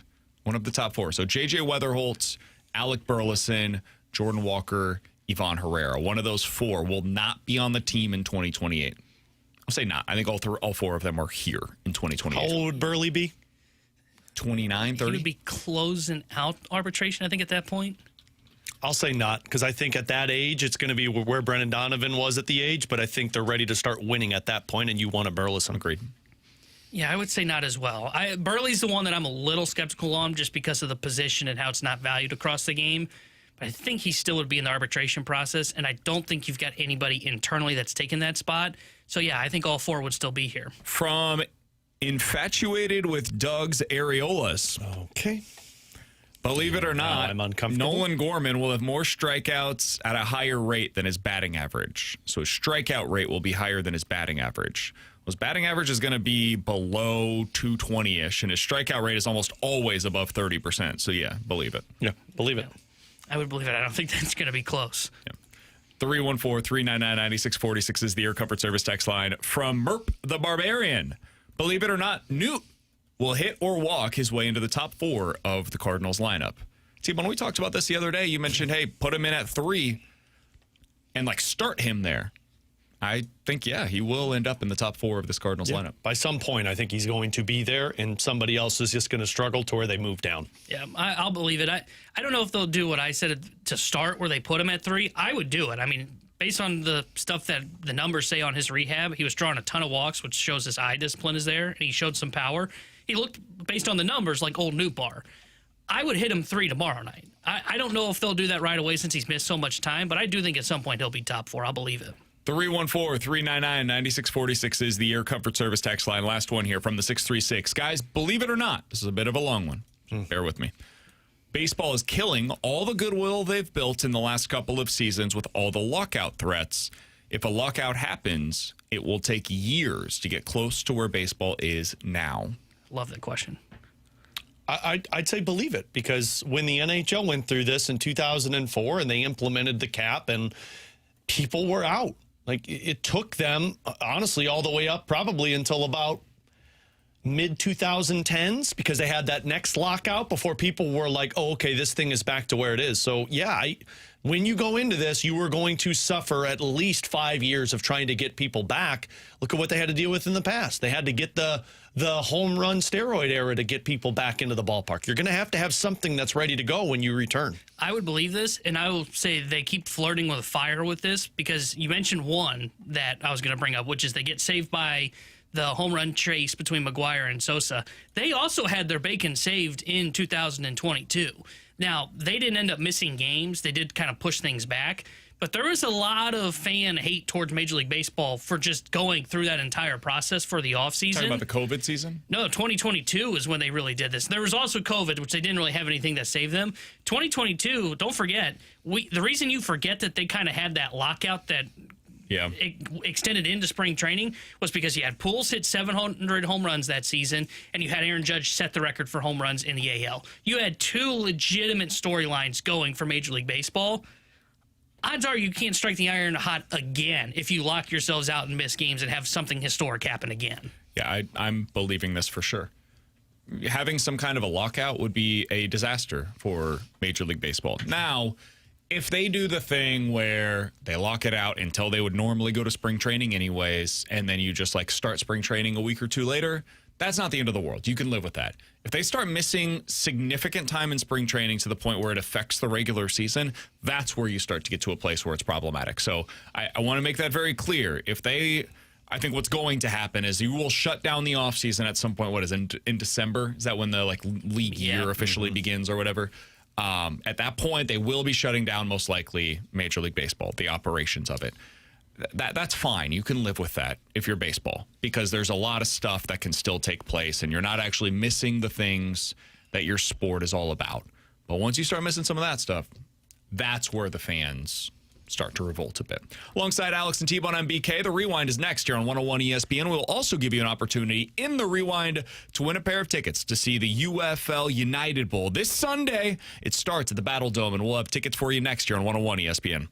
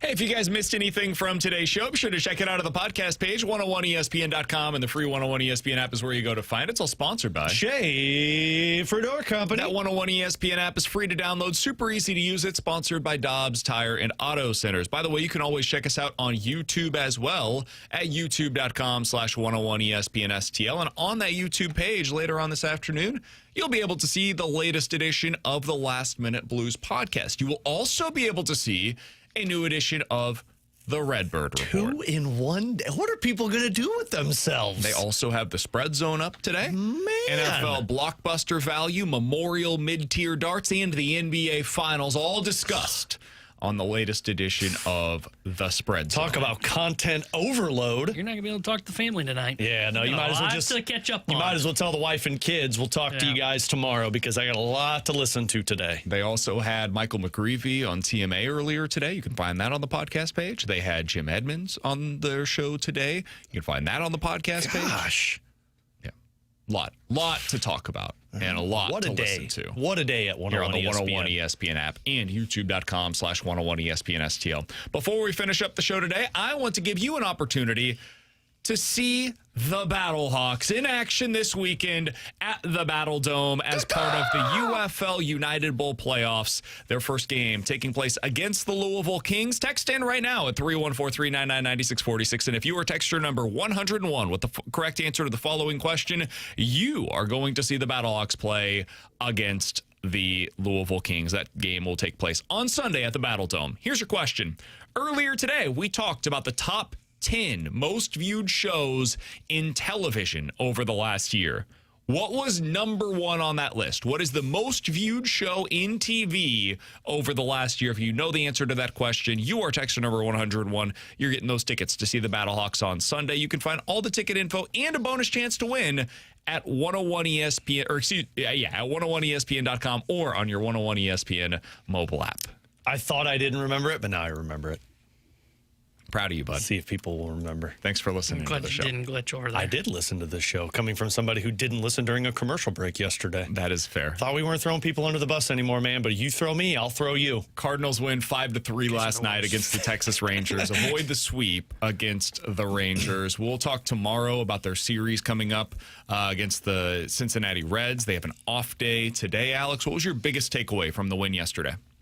Mine was Velazquez. I think it's a guy that the Cardinals made a timely move on that said we need a spark, and he's provided the spark. And in the middle of the lineup where you need help against left-handed pitchers, because it really does feel like other teams are like, cool, we want to exploit this Cardinals team.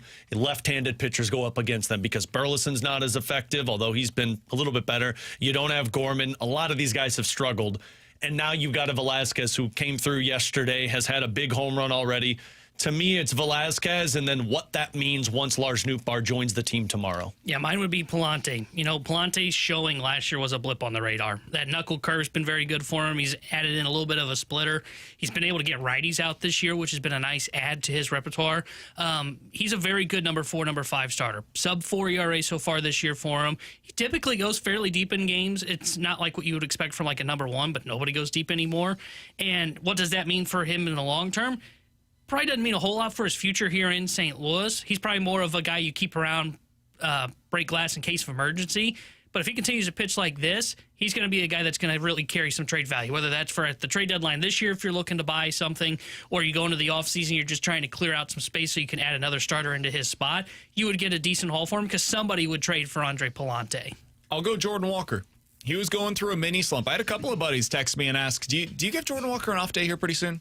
Are we getting to that place where he needs a work day behind the scenes to be able to get himself back on track? And I said, no, I would give him yesterday at least to see a lefty, find out what it looks like against a lefty, because there's a chance that's the kind of thing that can get him going again. And that's exactly what happened. Goes 3 for 4, scores 3 runs, also has the stolen base, is up now on the season to 8 stolen bases on the year, leads the team in steals. He had 10 all of last season. That really good rookie year had 7 the entirety of the season. So he's becoming more of a weapon on the base paths. He's continuing to have the success at the plate as well. It's impressive the fact that he's able to make these dry spells, they're shortening. They're just a few games. Like, he had a bad couple of days against Texas, and it was really bad, don't get me wrong. He had 7 strikeouts in his 9 at-bats. That's awful. He looked about as bad as you possibly could, and then comes back and has one of his best games of the season. So for him to be able to do that, I think that was my biggest takeaways. We don't have to do this thing anymore where we ask when he's in the middle of these rough stretches, is this where it goes back to what it was? No, because Jordan Walker's just a good hitter now. Is he going to be the 950 OPS guy that he was earlier in the season? Probably not. But he's going to be really good and productive and a potential all-star candidate for the Cardinals. And that's really all you can ask for this season. So I think that was my biggest takeaway. We will talk about the roster moves that likely lie ahead for the Cardinals tomorrow before that game. Kyle Leahy on the mound. We'll break it all down for you with Brad Thompson, the Cardinals analyst for Cardinals TV, and our weekly conversation with Mike McKenna, the former NHL goalie. All of that and so much more tomorrow. For Alex and T-Bone, I'm BK. Appreciate you guys tuning in today. The Fast Lane is next here on 101 ESPN.